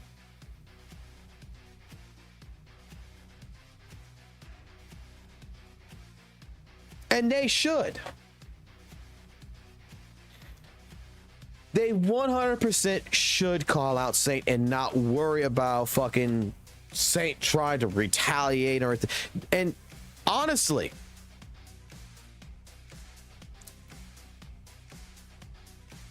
if I ever got into a debate with Saint Tonus, like legitimately, I'm going to be fucking honest. The moment he tries, because he likes doing this shit, you get into a conversation with him. And a lot of the people I've watched him get into conversations with, that they get into a debate, they start talking about one particular topic, right? And when that person is proven Saint Tonus wrong, Saint Tonus changes the fucking topic to something similar that is no longer the topic they're talking about.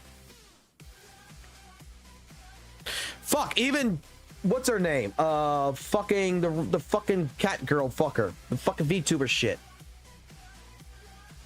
Captain Shit. I'll call her that. Captain Shit. I know it's Captain something.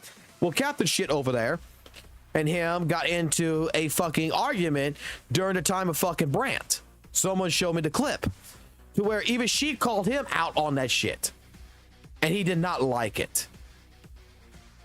Where she's like, you're very defensive in that regards, and you like to change yeah, Captain, that's what it is. And you change the topic and everything. I mean, she defends him and everything, but she called it. She 100% fucking called that shit.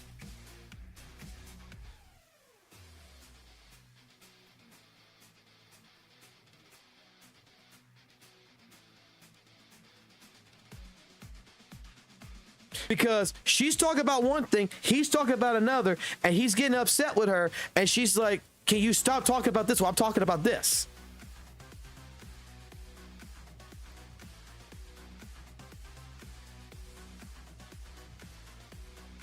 And it made perfect sense.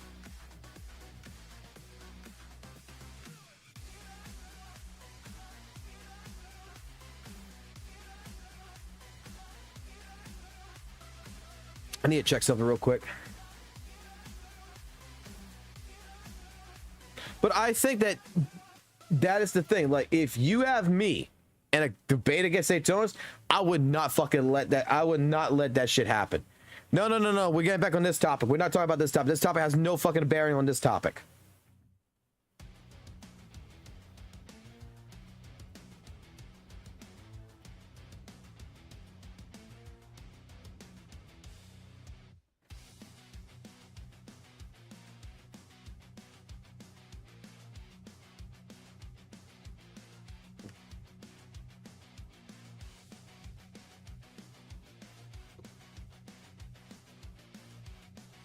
It's like, I don't know much about fucking HSR. I really don't. But goddamn, I know some fucking people who play HSR, right? Who's played it since day fucking one. That watched what fucking Daytonas was doing and legitimately cringed from it.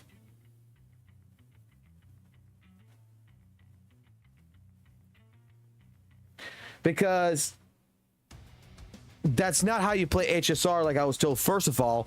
And then it was explained to me by several different people why that information is completely wrong. 1 second.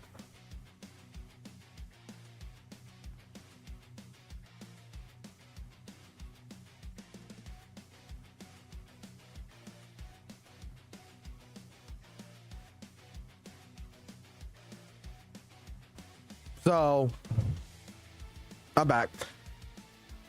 So, I mean, yeah, and in that fucking regards, I mean, I'm going to say it like this. Here's my point of view on that.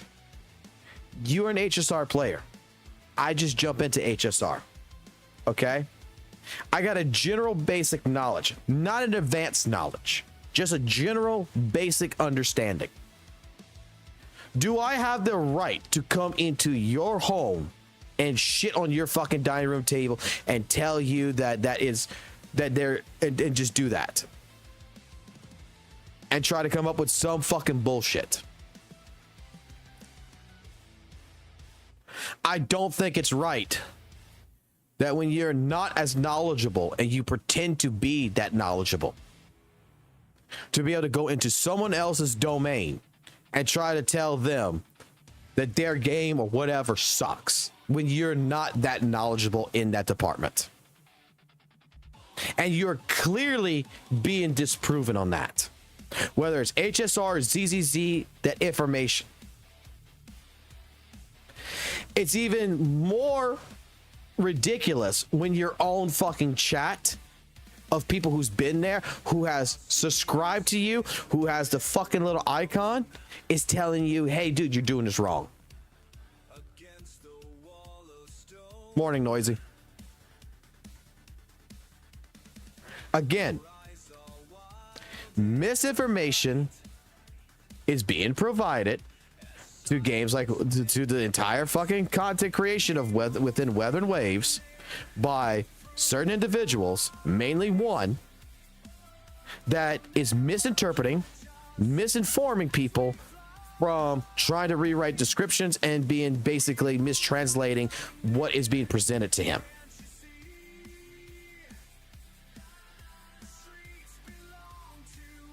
That's the answer.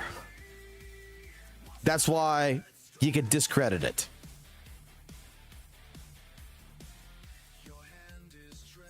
Oh, I didn't do this shit.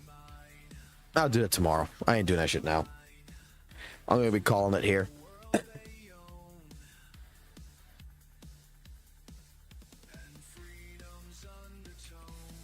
Because I do have work in the morning. I do like to get some sleep.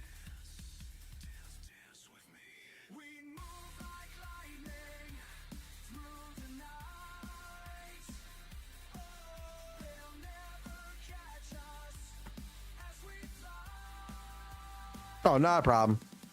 Thank y'all for sitting. Thank you for the few people who's been here fucking sitting and listening and, you know, talking. It does make it easier. So, otherwise than that, this was a long fucking stream, but I think we covered enough fucking topics around it. So I got Last of Us to go watch, and that's what I'm gonna go do. So chat back with y'all later.